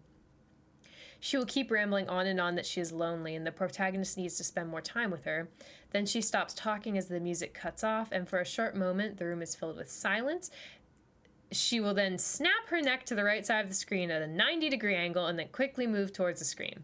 A black screen will show with the word "end" flipped backwards before the game resumes and restarts as if nothing happened, with Natsuki still in the game. Yup. So, Yuri's ending. And we got Yuri's ending both times, because I don't think you can not get Yuri's... Oh, yeah. This isn't necessarily an ending to the game, but more the events that lead to the end of her life. It's an unavoidable event. Yuri's ending happens after she shows her final poem to the protagonist towards the end of Act 2. Yuri obsessively confesses that she is in love with him and asks if he accepts her feelings or not. Regardless of what the player chooses, she will stab herself with a kitchen knife 3 times. Again, the kitchen knife! She has so many pretty... Yeah, I'm looking up all the endings. Because we finished my second playthrough, and now I want to, like, learn all the stuff I didn't get, but I need to move on to another game. So we're looking it up. But again, the kitchen knife. The player is then forced to spend the weekend in the clubroom with her corpse. Staring at her as the lighting in the room changes, the blood color darkens to indicate the passage of time, and her small smile slowly shifts to a slight frown, and her eyes start to darken, or start to lose their color, while the dialogue box displays over 1,400 lines of random gibberish. It is later revealed by Monica that the whole weekend was running on a broken script, to which she apologizes. On the PS5 and PS4 versions of DDLC Plus, this ending is slightly altered. Yeah, so it just says when Yuri stabs herself, her blood is replaced with a black ink-like substance. However, the following scene with Yuri's corpse is unchanged. This was done to satisfy Sony's policies regarding violence. That's hilarious. Okay, so Monica's ending. This isn't necessarily an ending to the game, but more the events that lead to her being deleted from the game. She stays hidden in the game after this, but she doesn't manifest herself into the end. It is an unavoidable event. Yeah, could have at least made it a Damascus knife, because I know what that is. So Monica's ending starts after the weekend is spent with Yuri's corpse, at which point Natsuki finds the protagonist with Yuri's body in the class before promptly vomiting and running away. Upon entering, Monica will apologize for the inconvenience, then delete Natsuki and Yuri from the game in full view of the protagonist. The screen will go black afterwards and soon show Monica sitting at a table in the now empty classroom with her hands tented under her chin. That's a fun tented. Tented. How does she make her hands look so, like, dainty? Like, I feel like when I do this, my hands look very large. I mean, she's an animated character, so of course they can make her hands look like whatever they want, but, like, I don't know. She just looks very dainty. Damascus is a layering of different hardenable steels. Cool. There's an achievement for manually clicking through all of those lines of dialogue. Wow. And you 100% that game? Oh my gosh. Patterns are beautiful. I think I've seen knives like that before. Just didn't know it had a name. Yeah, that's yeah. There's a lot of things to get in this game. 100%ing it must be really hard. Okay, so Monica will then explain her motivations for her actions and confess to manipulating the game in order for the player to be left alone with her. A few of her lines indirectly instruct the player to delete her character file by explaining how she deleted the other character files. After her monologue, Monica will say that she will think of different things to talk about with the player, and that, in the meantime, they can stare into each other's eyes. If the player decides to delete Monica from the game, Monica will then glitch out before becoming disembodied and angrily expressing her distrust at the player. She will then claim that she made a mistake and express her regret of what she has done. Reveals that she couldn't find it to delete herself due to her love for them and the literature club. She will then begin Act 4 by adding all the characters back in except herself. Okay, so the normal ending. This is the ending will happen if the player didn't save and upload their game to spend time. Wait. So the normal ending, this ending will happen if the player didn't save and load their game to spend time with all of the girls during Act 1. It's normally the first ending players go through while playing Doki Doki Literature Club. In Act 4, after starting a new game, the game appears to be normal up until Sayori addresses the player at the end of the day, thanking them for deleting Monica. At this, Monica comes to the realization that any character who falls into the president role will become self-aware and find out that Doki Doki Literature Club is actually just a game and that the characters have no free will. Because of this, Monica deletes everything as the credits roll. It's worthy noting that any CG of the players, the The player never viewed is rendered in grayscale. Yep. As the credits begin and continue, Monica sings her self-written song, Your Reality, with her piano, which can be heard by the player as the only confirmed voice in the game. After that, Monica leaves a note on the player's screen thanking them for playing the game. At this point, to play the game again, players will have to delete and reinstall, or they can simply delete the first run file in the game folder and select yes upon re-entering the game.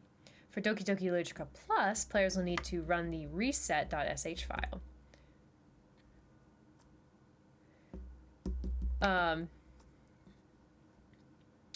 Gotta go to bed. Yep, that's totally cool. There's also one for going through like 10 of Monica's lines in the empty classroom. Only 10? That's not much. Yeah, we got the common ending. Yeah, I am confused, but I'm about to read it, so I'll read it first, and if I'm still confused, I'll have you explain it to me. Thanks, bud.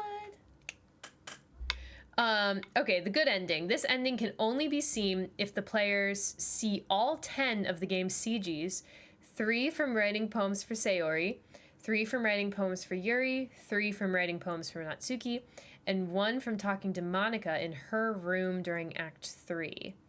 One of the methods to get this ending is to save the game before the first poem, make all the poems specific to one girl, go back to the poems, the first poem save file before Sayori commits suicide, and then repeat the process with another girl. Okay, that does make sense. I get that. After Sayori, Yuri, and Natsuki CGs have been seen, the game can be continued normally. Players also have to be careful not to delete Monica too early in Act 3, because if they do so without seeing the CG, the game will not count it as seen, and you'll just see the normal ending. After Monica restarts the game without herself present, Sayori will gain the knowledge Monica had from her position as the president of the club, but this time she will thank the player for trying to make all the girls happy.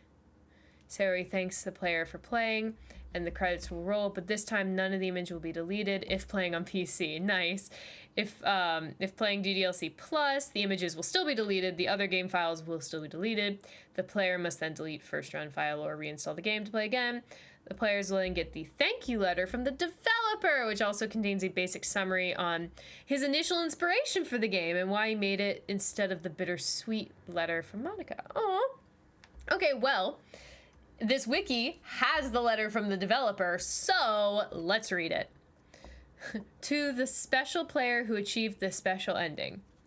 For years, I have been enamored by the availability of visual novels, and games in general, to tell stories in ways not possible using traditional media. Doki Doki Literature Club is my love letter to that. Games are an interactive art. Some let you explore new worlds, some challenge your mind in broad new ways, and some make you feel like a hero or a friend. Even when life is hard on you, some games are just plain fun, and that's okay too. Everyone likes different kinds of games. People who enjoy dating sims may have a heightened empathy for fictional characters, or they might be experiencing feelings that life has not been kind enough to offer them. If they are enjoying themselves, then that's all that matters. That goes for shooting games, casual games, sandbox games, anything. Preferences are preferences, and our differences are the reason that we have a thriving video game industry. My own favorite games have always been ones that challenge the status quo. Even if not a masterpiece, any game that attempts something wildly different may earn a special place in my heart. Anything that further pushes the limitless boundaries of interactive media. I extend my true gratitude to all of you who have taken the time to achieve full completion. I hope you enjoyed playing it as much as I enjoyed making it. Thank you for being a part of my literature club. Love, Dan Salvato. Oh, that's so cute. Quick ending. If Monica's character file is deleted... Oh, we already read that one. So many terrifying things. Okay. Let me see if there's anything else interesting. Okay. So the last thing was... Felt so accomplished when you successfully got that for the first time. No, that is so fair. That is so incredibly fair. Okay, so the last piece of Easter eggs is the files. So while playing for the first time, there will be 4 files in the game/character folder. Each has its message and links and a different way to decode them. Okay.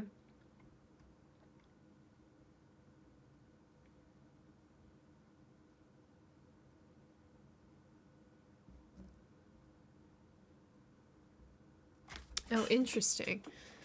So if you open Monica.character as a picture, you get... You know what? I'm going to share my screen. Let me just make sure I don't have anything on my screen right now that is going to dox me. Okay, I should be all good. So let me just share my screen real quicky poo.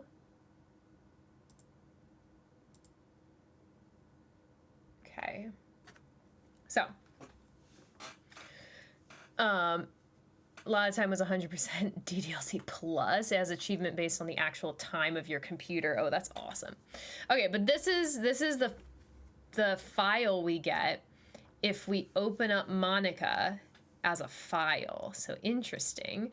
And it says the string that this in the center is actually binary, and it results in this.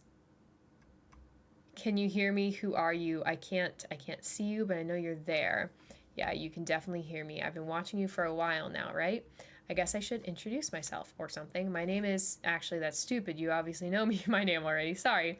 Anyway, I'm guessing if you were able to put a stop to this, you would have done it by now. I mean, I know you're not, like, evil or anything because you've already helped me so much.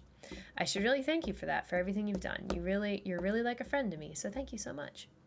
I think more than anything else, I don't really want it to be all for nothing. Aw, everyone else is dead. Maybe you already know that. I'm sure you do, actually. But it doesn't have to be that way, right? Well, there's a lot of stuff I don't understand. I don't know if it's even possible for me to understand it. But I know that this isn't my only story. I can see that now really clearly. And I think everyone else has the same kind of experience, some kind of deja vu. It's the third eye, right? Anyway, I could be totally wrong about this, but really, I think you might be able to do something. You might be able to go back, however you want to put it. Go back and tell them what's going to happen. If they know ahead of time, they should be able to avoid it. They should, if they remember their time with me in the other worlds, they should remember what I tell them. Yeah, I really think this might be possible, but it's up to you. I'm sorry for always being, never mind. I know what's wrong. This is my story. It's time to be a hero, both of us. Interesting. Okay, that one's really interesting. Okay, so Natsuki, an image file, opening it with any image manipulation program, will result in the first picture. Weird. It's a weird picture. Inverting the color of the image and then mapping it onto a 3D cone. Who would do that? Who would know to do that? The game apparently knows how much you spend waiting. Apparently. Sauron, our lord, exactly. When you found that out, you manually changed your computer's time because you looked it up, and it would mean wrecking your sleep schedule. That's fair. Okay, so this picture, inverted and mapped to a cone, shows a picture like this. That's very interesting. Why that picture? Is that Natsuki's mom or something? Because, like, I don't think it's Natsuki. It's confusing. Yeah, it doesn't even look like her. Like, also, she's got, like, boobs, and Natsuki's quite flat-chested. I don't know. Sayori, this is an audio file. Playing a spectrograph. Generate QR code. Oh, applying a spectrograph to the audio file will generate a QR code for the website. That site's IP address and hosting information correlate with the main game's main site. Okay, so this is what it sounds like.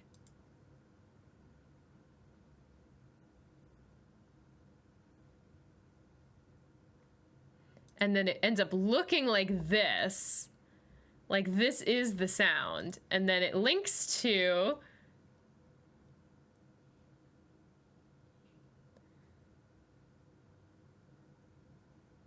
What? Her physical... I know I'm kind of covering it up, but it's like... It's like a physical.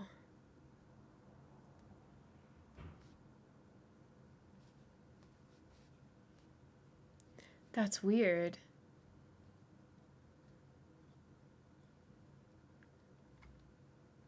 This is lore? Age 3. That doesn't make sense. Libethina. Yeah, wait, does anybody...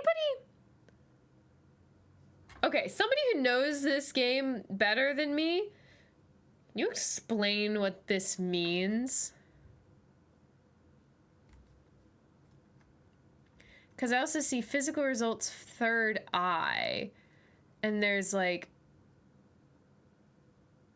the following occasional behaviors have been noted and should be ignored in future examinations. Twitching, vocal tics, biting, euphoria, vomiting, screaming, harm to examiner, harm to self, misplaced laughter. Any self-harm attempts must be interrupted immediately. And failed a couple of tests: the physical control, the emotional control, and the third eye suppression test. My chance to shine? Yes, please.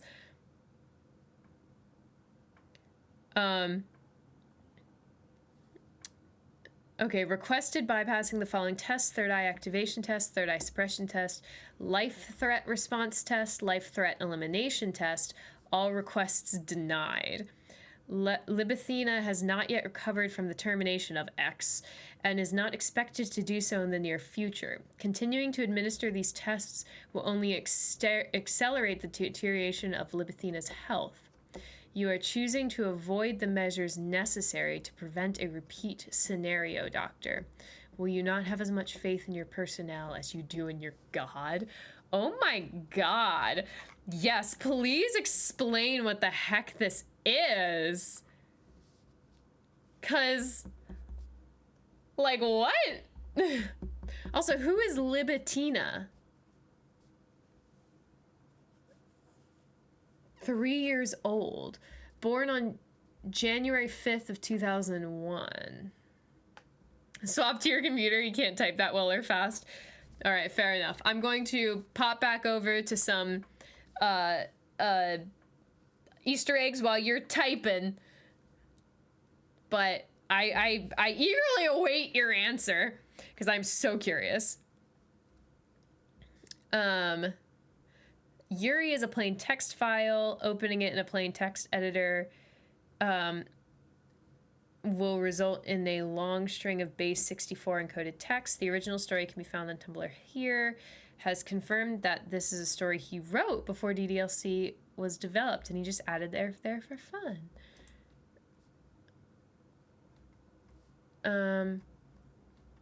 Okay, well, I'm not gonna worry about that one.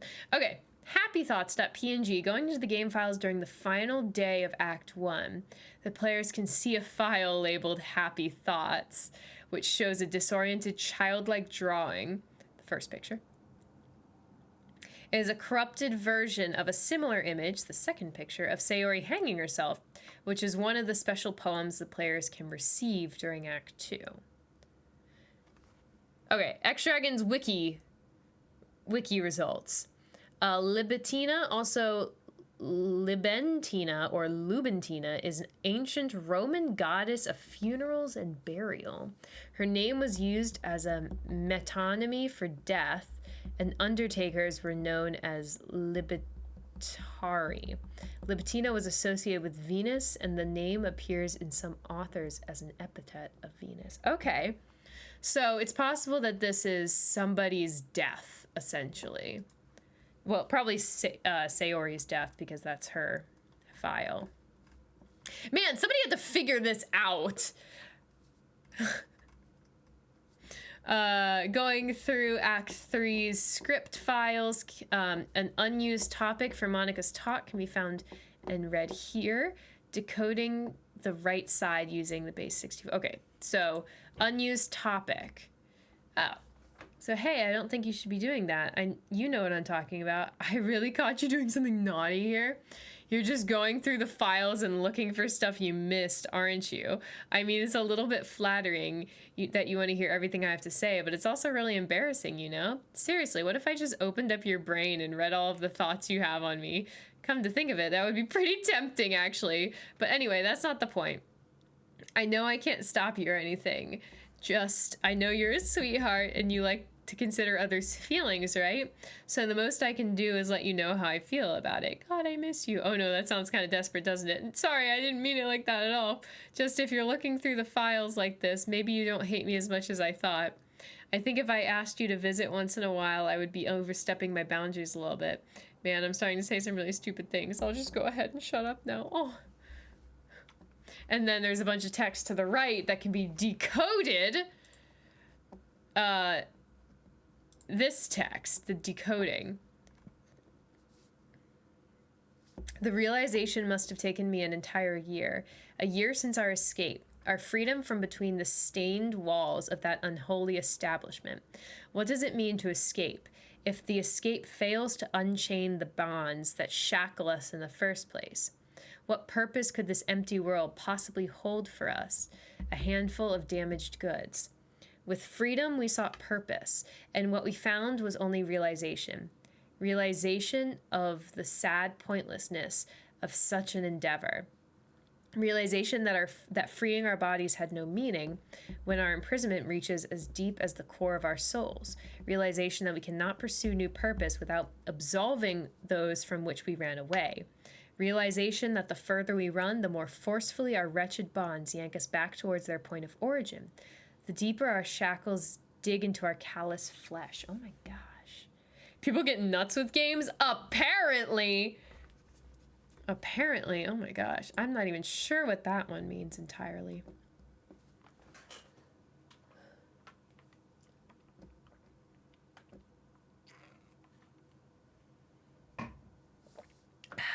Okay. Going through the game files during Act 2 after Yuri describes a book, Portrait of Markov, there's a file named that can be opened. Oh, I hate this. I can't do anything. Nothing. No matter how many times you play, it's all the same. It would be really, really easy to kill myself, but that would mean I don't get to talk with you anymore. All I want is for you to hate them. Why is that so hard? Oh. Shortly after Sayori's suicide, a file named Traceback will appear. I'm sorry, but uncaught exceptions occurred while running game code. Oh, geez, I didn't break anything, did I? Hold on a second, I can probably fix this, I think. Actually, you know what? This would probably be a lot easier if I just deleted her. She's the one who's making this so difficult. Well, here goes nothing. Huh. Interesting. So she wasn't going to delete her originally. Interesting. Okay, Ishgur. Yes. Okay. So this is what we're talking about. The medical file. The DDLC community believes that the medical chart are 3 different things. Some believed it was an excerpt of Yuri's book, kind of like if you ever read Carrie. It shows police. Crime?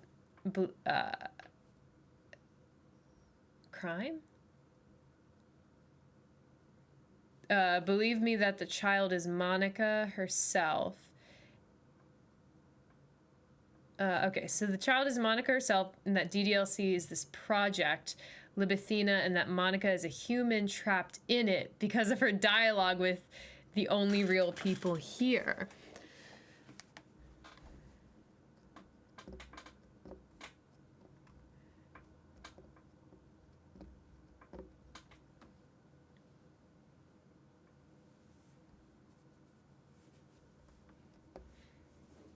Okay. The third... Okay, the child is Monica. Okay. Project of Libitina. Okay, the third belief is that the Project Libitina is another game that is in development by Team Salvato, but that's not as fun, so people don't talk about it. Now I'm going to call self-unaliving deleting from this point. Yes. Just deletion. Okay, that's really interesting. Okay, so some believe it's an excerpt of Yuri's book, which is cool, but less interesting. Some believe that the child is Monica, and that DLC is Project Libitina, and that Monica is a human trapped in it because of her dialogue. I like that version. That version's fun. One of the 11 special poems, which spells out nothing is real, can be altered so that it reads this story. Wait.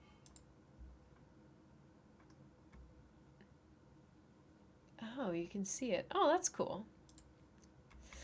Shortly before Yuri confesses her love for the protagonist at the end of Act 2, a file called Have a Nice Weekend will appear in the game's files. It is a cipher that, when decoded with the key Libitina, I keep adding an H in there, Libitina, will give a base 64 text that, when decoded, results in the following text. What is a man without knowing the rich aroma of the future, the hot complex balance of the present and the bittersweet aftertaste of the past?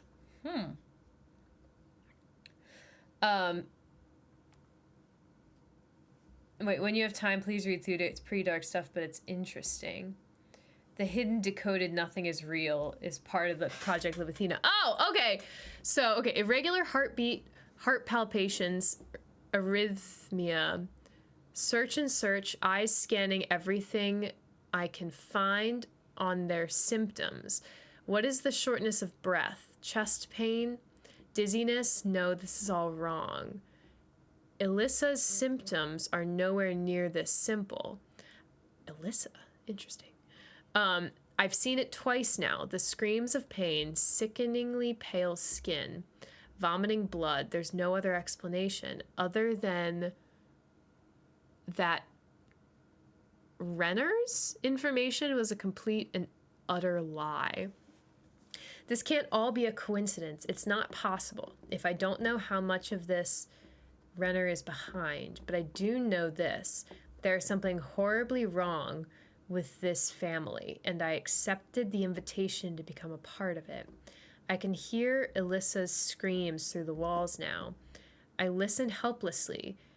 Renner said that he would be with her shortly. Is he with her? Is he in her room now? Why is she screaming even louder than before? Oh, Jesus. Yeah, wait, what? Is Alyssa Monica? Is that like the head? Is that like the theory that like this Alyssa girl is Monica?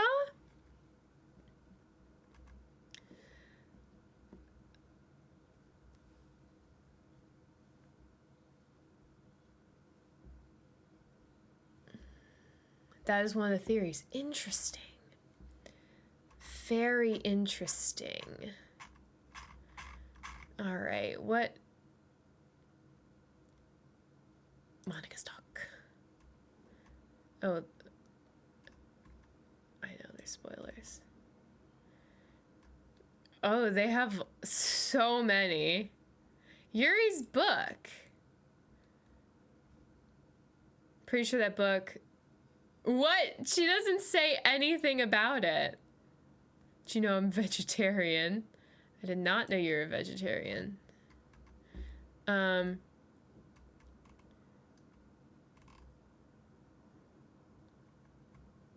Okay.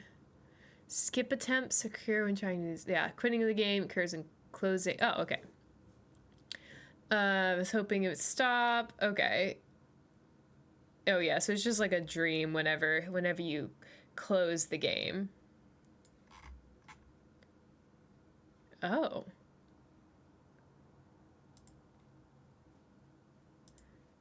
I can't tell if this is an advertisement or something with the game, but I don't know how to get that.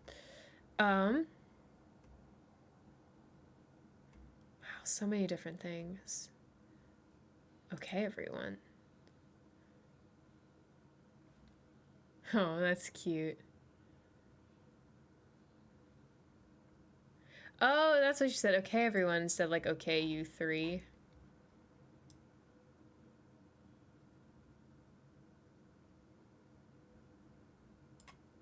Yeah, wait, is this like a different version?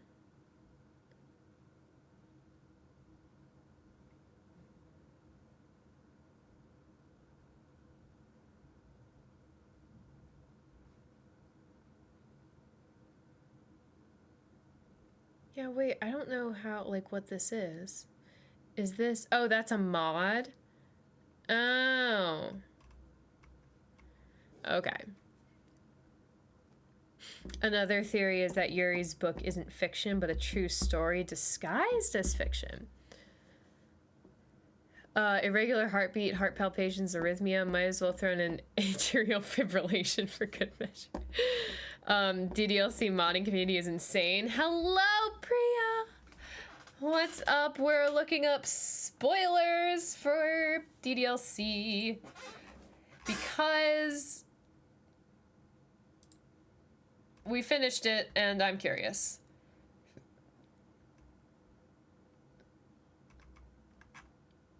Okay. Well, I think that's everything I wanted to, like, look up. Oh, no, there's one more thing I wanted to look up. Natsuki's poems. Because there's a couple I didn't get to see. Yeah, so Amy Likes Spiders, we've read that one.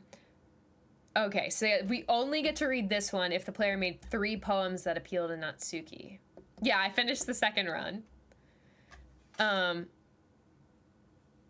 Doki Doki Literature Club. Oh, you've never heard of it. Okay, well, I'm giving some spoilers. Actually, most of the major spoilers are gone. It's probably, but it's a really good game. Very, yeah. Read the trigger warning. It's kawaii horror. That's very accurate.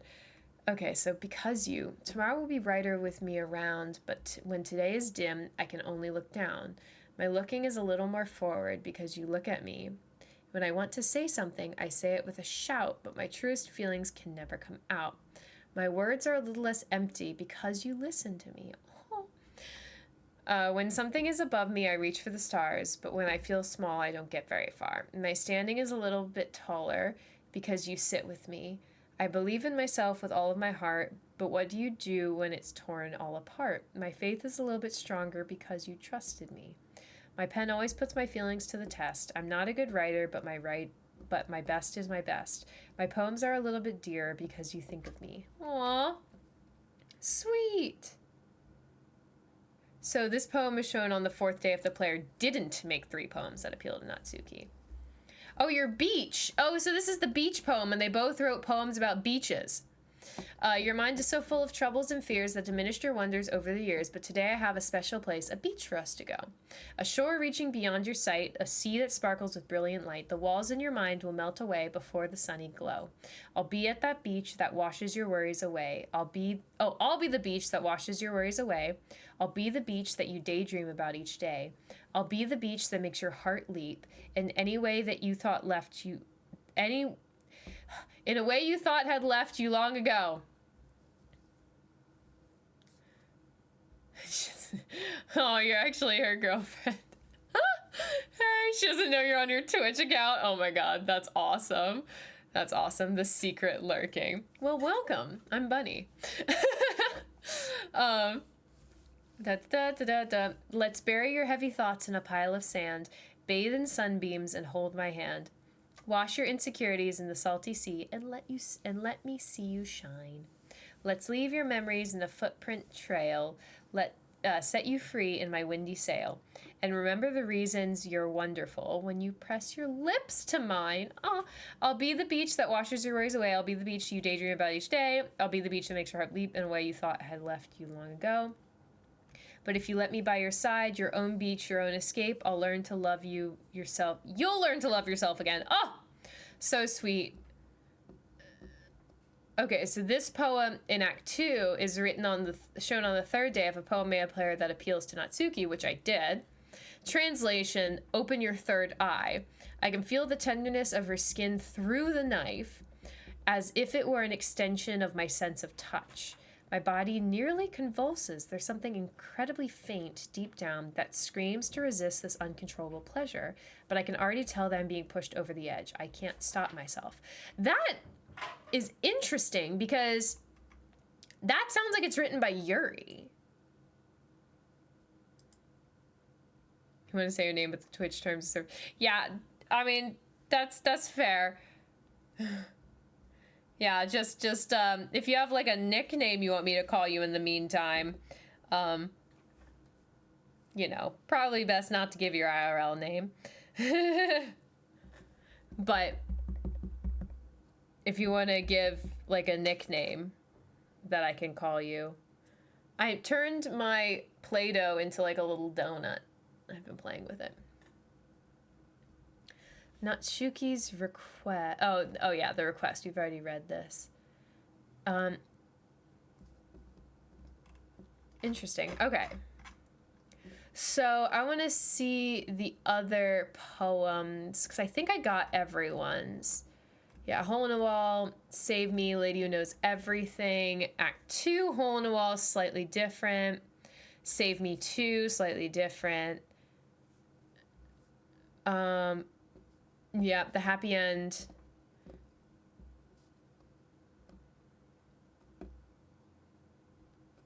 Cacophony was spelled incorrectly. Okay, so we got all of those. How about Yuri? Yeah, the Ghost Under Light, Raccoon. Yeah, we got all of those. Ghost Under Light 2.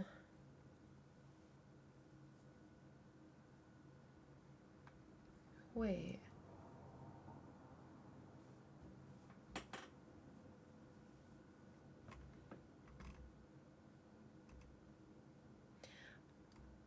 I've never gotten this poem. Shown on the fourth day if the player made 3 poems that appeal to Yuri, because I've never done that. I did 1 Yuri, 1 Natsuki, 1 Yuri on the first day, the first time. So new poem. The tendrils of my hair illuminate beneath the amber glow. Bathing. In the distance, the blue-green light flickers. A lone figure crosses its path, a silhouette obstructing the eerie glow. My heart pounds, the silhouette grows, closer, closer. I open my umbrella, casting a shadow to shield me from visibility. But I am too late. He steps into the streetlight. I gasp and drop my umbrella. The light flickers, my heart pounds. He raises his arm. Time stops. The only indication of movement is the amber light flickering against his outstretched arm. The flickering light is in rhythm with the pounding of my heart, teasing me for succumbing to this forbidden emotion. Have you ever heard of a ghost feeling warmth before? Aww. Giving up on understanding, I laugh. Understanding is overrated. I touch his hand, the flickering stops. Ghosts are blue-green. My heart is amber. Oh, that's so sweet.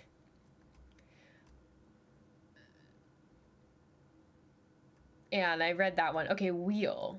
Oh yeah, the third day. Okay, so the weird wheel one. Okay, and then this one that's just ooh, Bot and RG. That is either a horrible bot name or a really good human name. I don't know how much Twitch can control you giving out your name. There are some people it's just full names here. They're Twitch names. Yeah, I feel like to be safe, maybe not a bot. All right, then that's an awesome name. Hey, bot. What's up? Wait, not a bot. That's something a bot would say. But yeah, this is the one that you just like straight up can't read. Oh, except at the very end. Wait a minute. Fresh blood seeps through the line, parting her skin, and slowly colors her breast red. I begin to hyperventilate as my compulsion grows. The images won't go away. Images of me driving the knife into her flesh continuously. Fucking her body with the blade. Wow. Making a mess of her. My head starts to go crazy as my thoughts start to return. Shooting pain assaults my mind along with my thoughts. This is disgusting, absolutely disgusting. How could I ever let myself think these things? But it's unmistakable. The lust continues to linger through my veins. An ache in my muscle stems from the unreleased tension experienced by my entire body. Her third eye is drawing me closer. So this is Yuri fantasizing about murder? Or is this Monica fantasizing about murder? Interesting.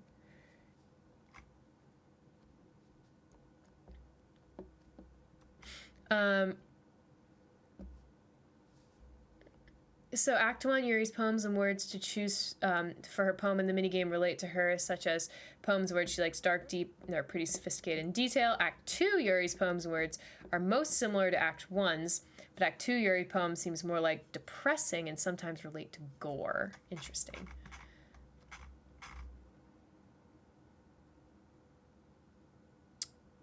I am not just a Boolean.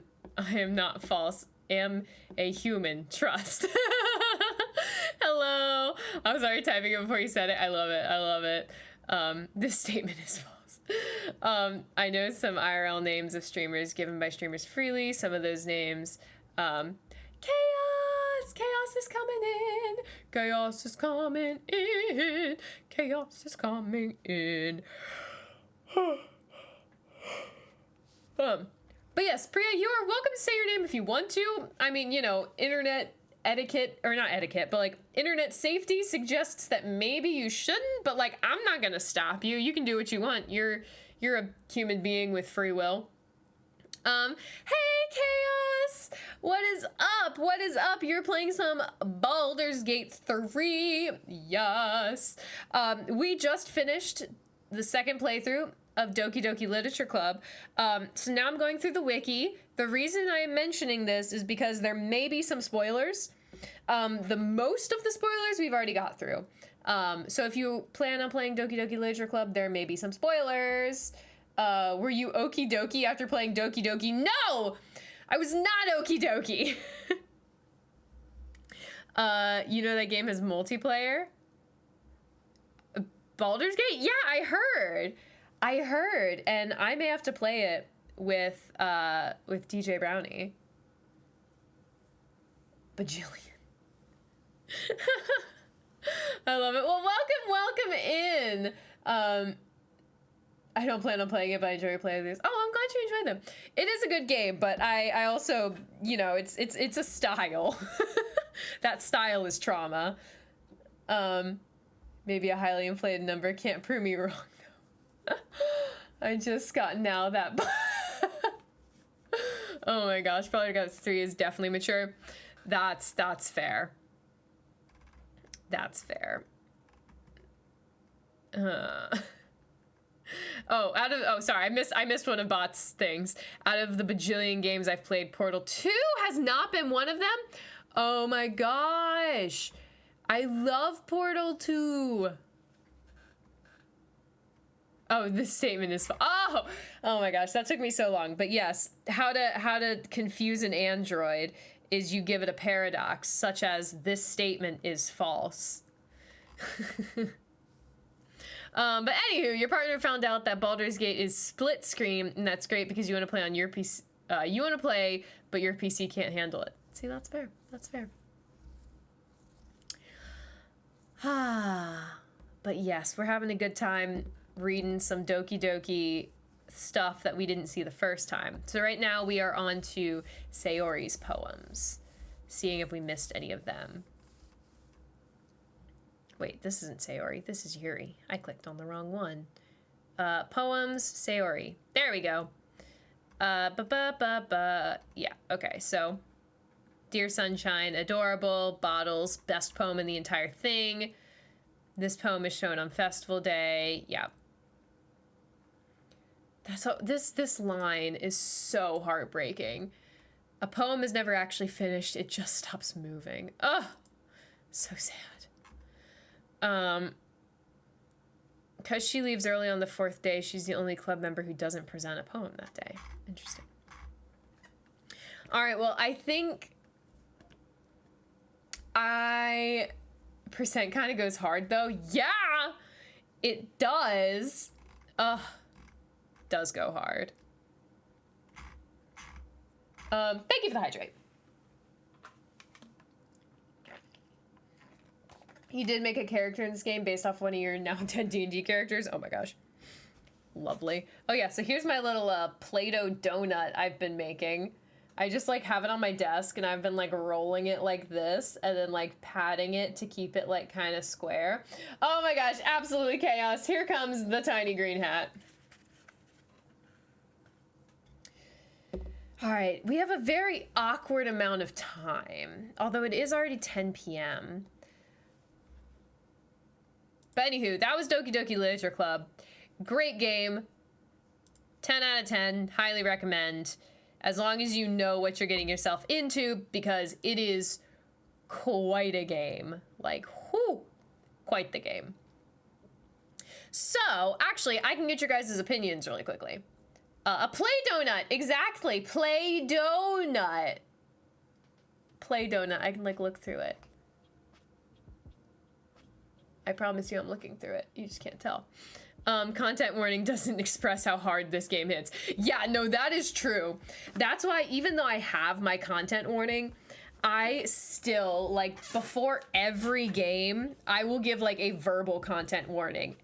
The way that I always like to describe it is like, I've played games that are rated M for mature before, and this is the game that is most deserving of that rating. Totally normal dating sim.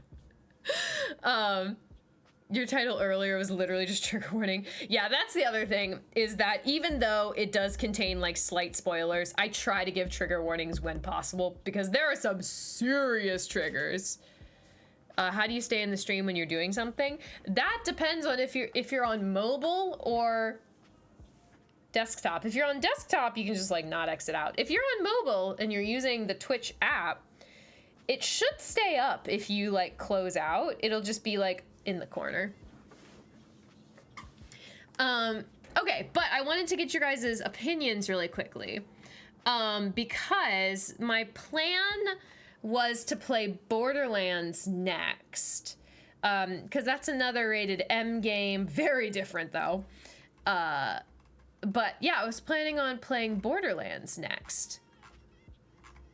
Yeah, it'll be a small screen.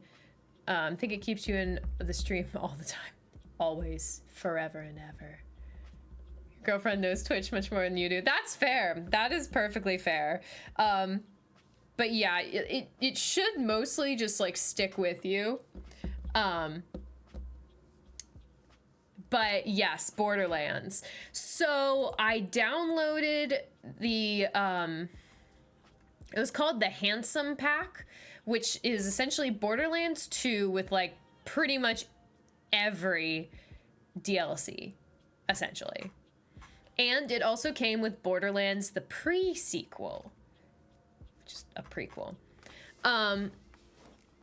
She has everything on the bloody game.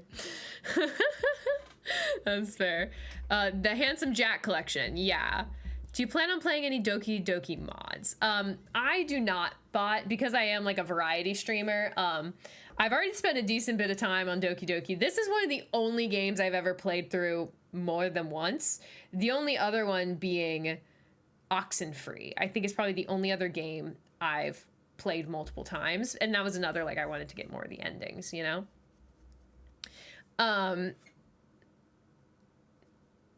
Yeah, so it did not have Borderlands 1. So if it's like super important to play Borderlands 1, I could try to get that. From what I've heard from people, it's not super critical, and I should be able to just start with Borderlands 2. Yeah, Oxenfree was shorter. Some mods make it basically an entirely different game. Mods aren't for me, though. You just saw some. That's fair. I'd be interested in potentially looking up some mods on YouTube. And if you have some suggestions of people to watch, you're free to post them in my Discord. I'll try to take a look. Borderlands must be played in order. Okay. Guess I'm getting Borderlands 1.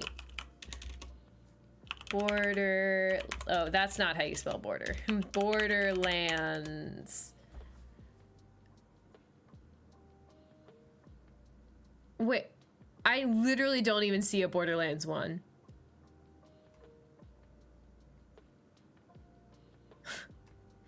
Is it Borderlands Game of the Year Enhanced? Released April 3rd, 2019? Borderlands can be played separate, but first-time plays are very dependent. Yup, okay.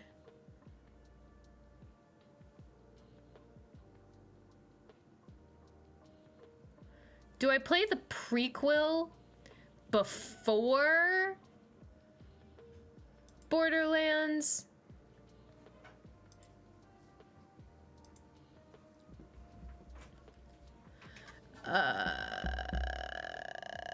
Oh, it's the Steam version available. Okay.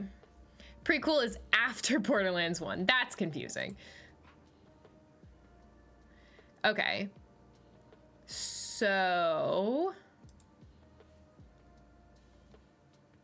Here, let's watch the trailer together. This is just the Steam trailer, so I don't know if it's like the best one or whatever, but I don't know, it's easy. Give me 1 second. Here we go. You want to hear a story, huh? Well, I have a story you may not There may be believe, language in this, but I don't tell know. you it is true. Pandora. This is not a planet of peace and love. You woke the wrong dog. Sledge will punish you! Ah, yeah!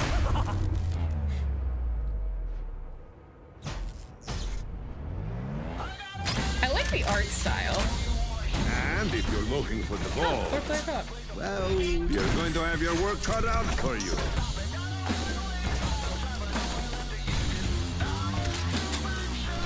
One more step and it'll be your last.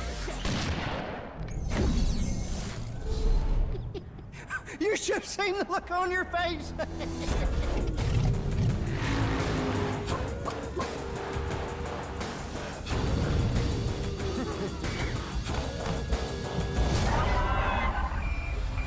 I'm still just like, the art style is so unique.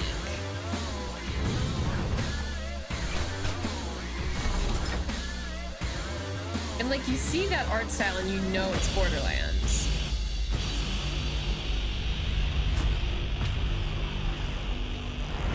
Is that, do you play as that guy? The one who's on all of the... See, that's so funny. It says it's available in the Handsome Collection, but I bought the Handsome Collection! And it didn't come with it!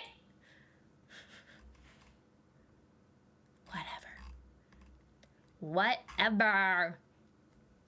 Okay, wait, let me read what you guys said scroll back in chat for just a second. The game of the year one. Okay, wait, I need to scroll back a lot. Oh my gosh, you guys were talking so much. So Bot, you said it took like 9 hours to finish Doki Doki. Yeah, so I currently have, so I played it twice, but I currently have 22 hours into it. So yeah, that's about right. 22 hours to play it twice. Yeah. Yeah, Oxenfree was shorter, yes. Borderlands must be played in order, okay. You found someone in Steam reviews of the game that had 4,444 hours. Oh my god. Okay, Priya / not Priya suggests a game of the year one. Okay. Can be played separate, but first time plays are very story dependent. Okay. So game of the year edition is the Steam version. Chronological order release. Okay, so prequel after Borderlands 1. Prequel is pre-Borderlands 2. Definitely want to go back through and get the bad and good endings. Chat told me you got the normal ending. That's fair, that's fair. We just looked through all the endings. Apparently there isn't a bad ending, but there is a good ending. Yeah, most people get the normal ending. That's why it's the normal ending. Overly fond of Pre, but you would play it after Borderlands 2. Okay. You needed a little bit of help getting out of the Monica loop ending. Yeah, no, that's fair. Wait, did I need help? I feel like I figured out what I was supposed to do, but I wasn't sure when I was supposed to do it, you know? And the answer was anytime. Eric says, your favorite part of the prequel is playing as Laptrap and watch the game freak out. Oh my gosh. I am sure I will understand these once I get it. You kill the people on the box. Claptrap was very interesting. The man with the 444 hours is unhinged. He had a total of 7.8 years worth of time among all his Steam games. Oh my god. Yeah, we had help. Yeah, we had some help. You wanted to do it sooner, but I stopped you so you could see the Monica jump scare. Yeah, no, because that's a very important Easter egg. Okay, so yeah, I'll go ahead and okay, I definitely want to play Borderlands. But I have one more opinion thing, because it sounds like once we play Borderlands, we're going to be occupied for a little bit, because I'll be playing Borderlands 1, probably the prequel, and Borderlands 2. So that's like, it's a commitment, you know? Gur? Oh, I just keep calling you Ishgur. Ish. Did you put her file back in the character folder? I did. I think Lord did most of it, yeah. Yeah, I let people help me get Easter eggs, but I didn't want any guidance onto the actual, like, main stuff. But I did let people guide me towards Easter eggs, because I know I'm not going to put, like, 1,000,006 hours into it. So, yeah. Okay, but I wanted to get opinions, because the other game I have that I tried to play before and was unsuccessful was Fallout 3. And it's Fallout 3 because that was the one that was on sale.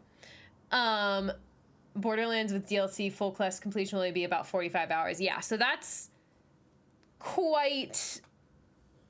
I probably won't do full quest completion. I generally go for plot completion, not necessarily 100% completion.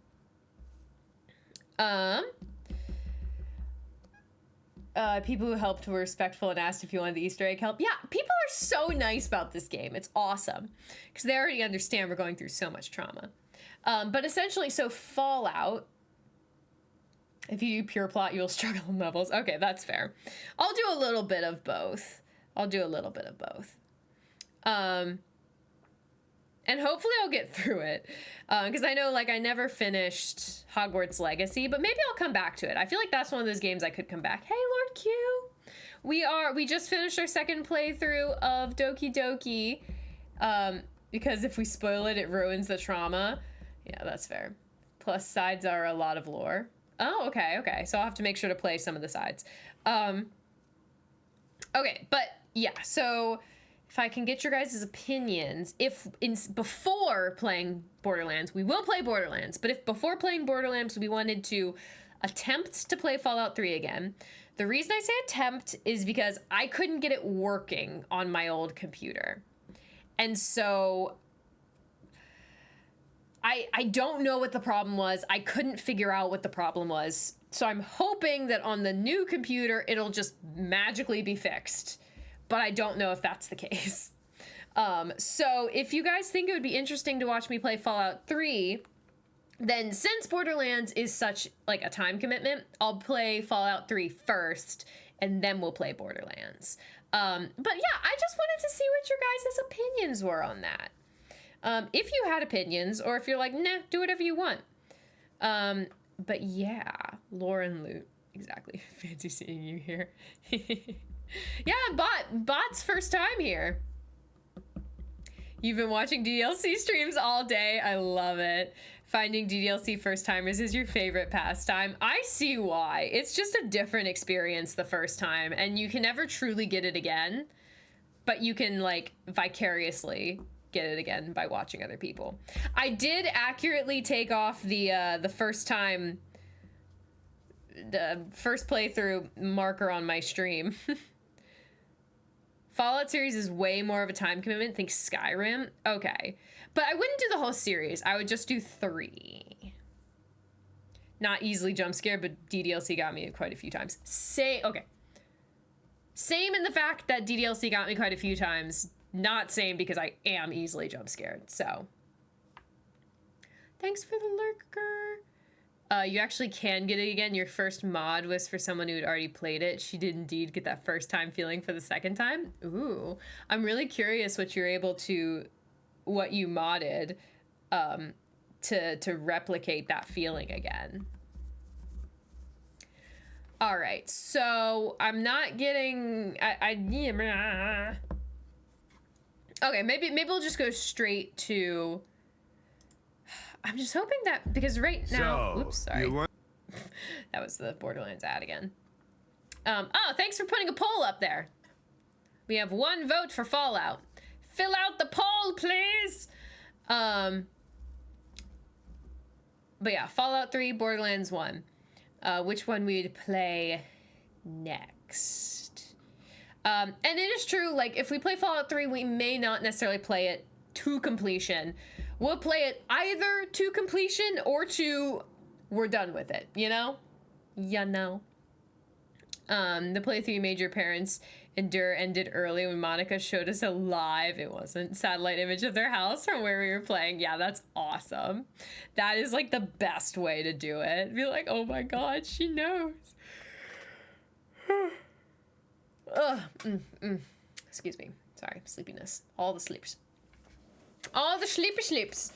Boop. But yeah, okay, so yeah, the Fallout 3, Borderlands 1 question, fill out the poll. Because also, the other thing is if we play Fallout 3 first, I might be able to get Borderlands 1 on sale, which would be lovely, because right now it is full priced. Which is not the biggest deal in the world. I can still get it. It's just, you know, I'm cheap. The jump scares weren't too bad for you. It was the unaliving scenes and how the characters chose to go. Yeah. Your entire channel is like that. You wish more of them were voice supported, but it takes so much time.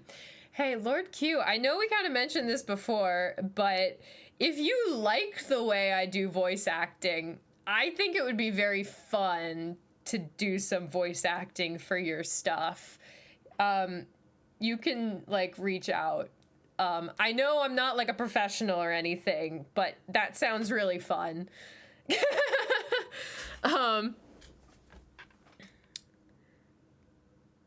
So that's how you play Lurk.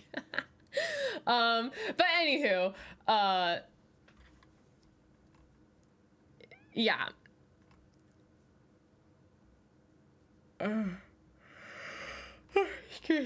But yeah, Lord Q, I know you mentioned it before. I would love to potentially collab on a project like that. If you enjoy the voice acting I do and would be willing to work with me, it sounds like it would actually be a lot of fun.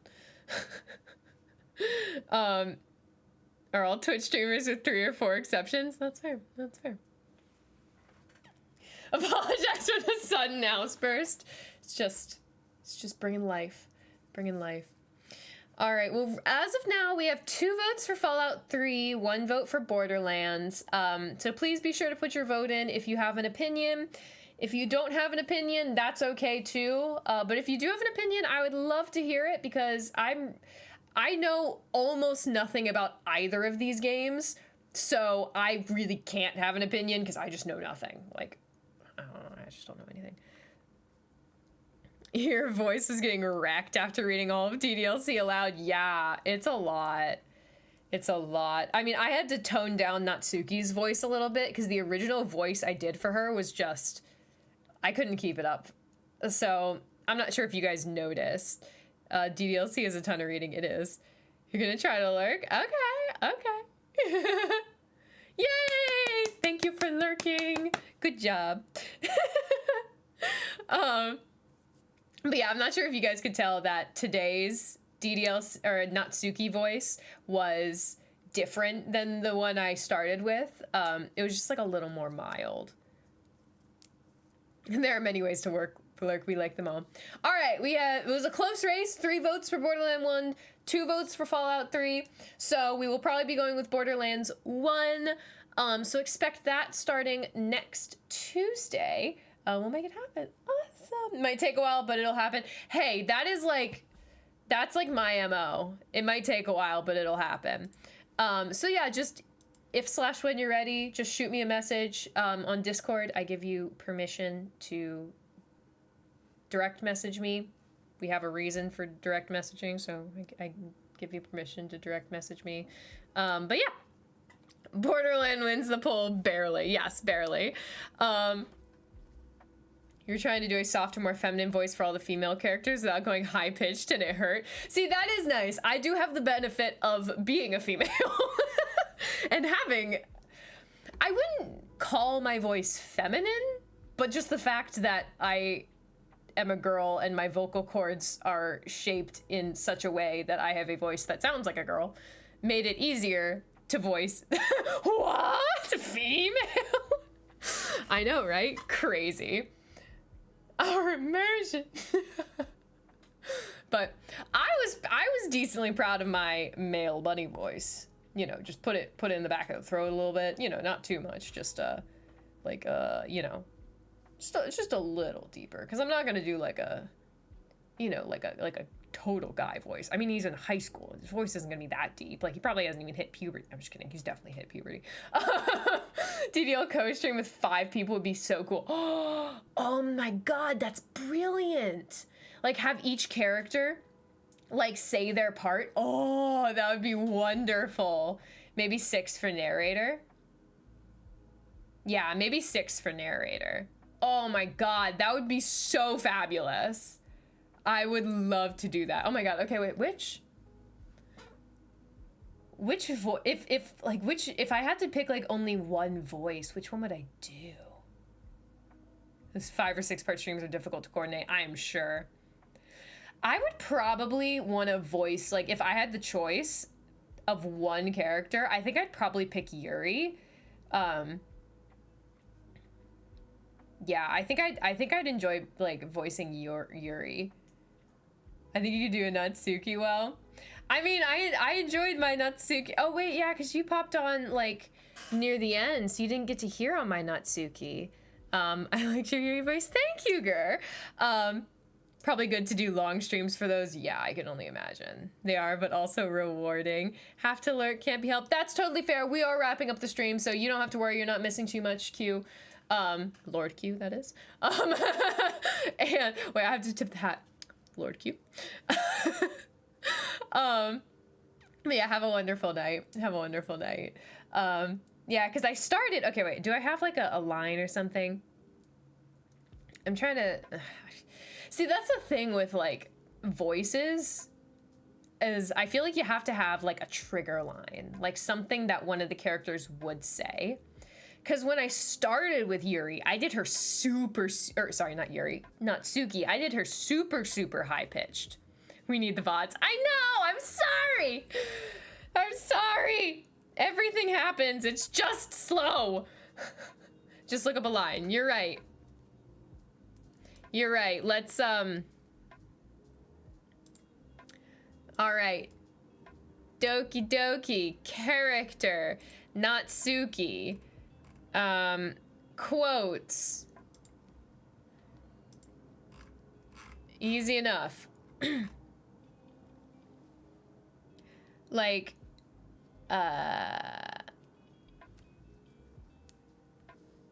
okay, because at first I did her voice super high. Like, if you really just came for the cupcakes, I would be super pissed. And, well, everyone has their own opinion, but my opinion is the best opinion. I'm sure you figured that out already.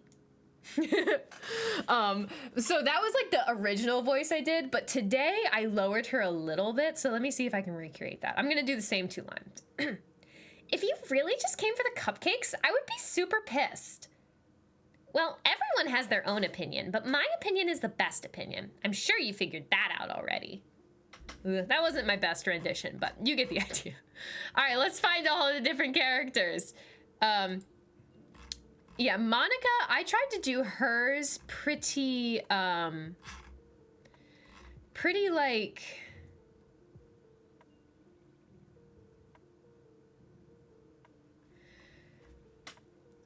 pretty close to my normal voice, just a little liltier. Like,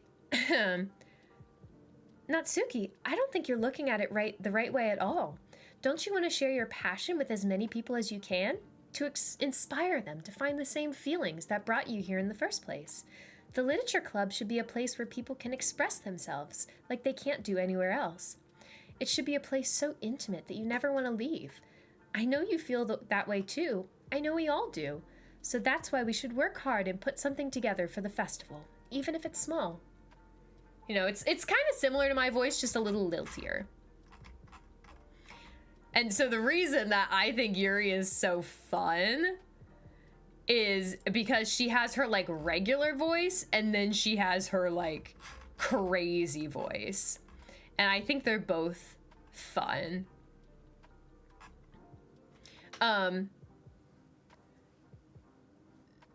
Monica gives me such Rachel from Glee vibes. Oh my god, accurate. Accurate. Didn't mean to reply to you. Audiobook when? Oh my god, I would love that so much. You did the MC voice kind of deep, not thinking about it. You're still being in high school? Yeah. Guys in high school are a mix of deep and mild. Yeah, I agree. I agree. I was confused at first. You just get back with what you're doing, so you're gonna take off. Awesome, well thanks for hanging out with us, Gur. If I'm awake and not at work next time to be live, I'll be back. Oh, wonderful. I hope so. I hope so. Okay, yeah, because Yuri... Yeah, because Yuri, so I do her very, very timid, obviously, like... Let's see, okay. Right, it's just that there are specific writing habits that are usually typical of new writers, and having been through that myself, I kind of learned to pick up on them. I think the most noticeable thing I recognize in new writers is that they try to make their style very deliberate. In other words, they tend to pick a writing style separate from the topic matter, and they form-fit the two together. The end result is that both style and expressiveness are weakened. Like super breathy, just like soft, breathy, you know. But then we also have the crazy, like, why is this happening to me? I feel like I'm losing my mind. I can't make it stop. It even makes me want to not read. I just want to look at you. It's not that different. I know it's not that different, but like, it's fun. I did the moan sounds very well too. the like, that one's fun. It's like, I don't know. It's fun. It's fun. I like voice acting. It's fun. I would love to do voice acting. But yes, next will be on Thursday, 7:30 p.m. Pacific time, playing some Wildflowers. All right, well, with that, I do believe that is officially the end of Doki Doki, the final anomaly. Thank you for the follow. I apologize that we're wrapping up stream, but thank you so much for the follow. Welcome to the Fluffle Crew. Hatception. You came with chaos? Perfect. Oh, wait, like the streamer chaos. But hi! Welcome in. I also like the idea that you just like, I come with chaos. But, so did she pee on that one poem? Yeah, I think she peed on it. So it's either pee or like other things. Thank you for the bits. Thank you for the bits.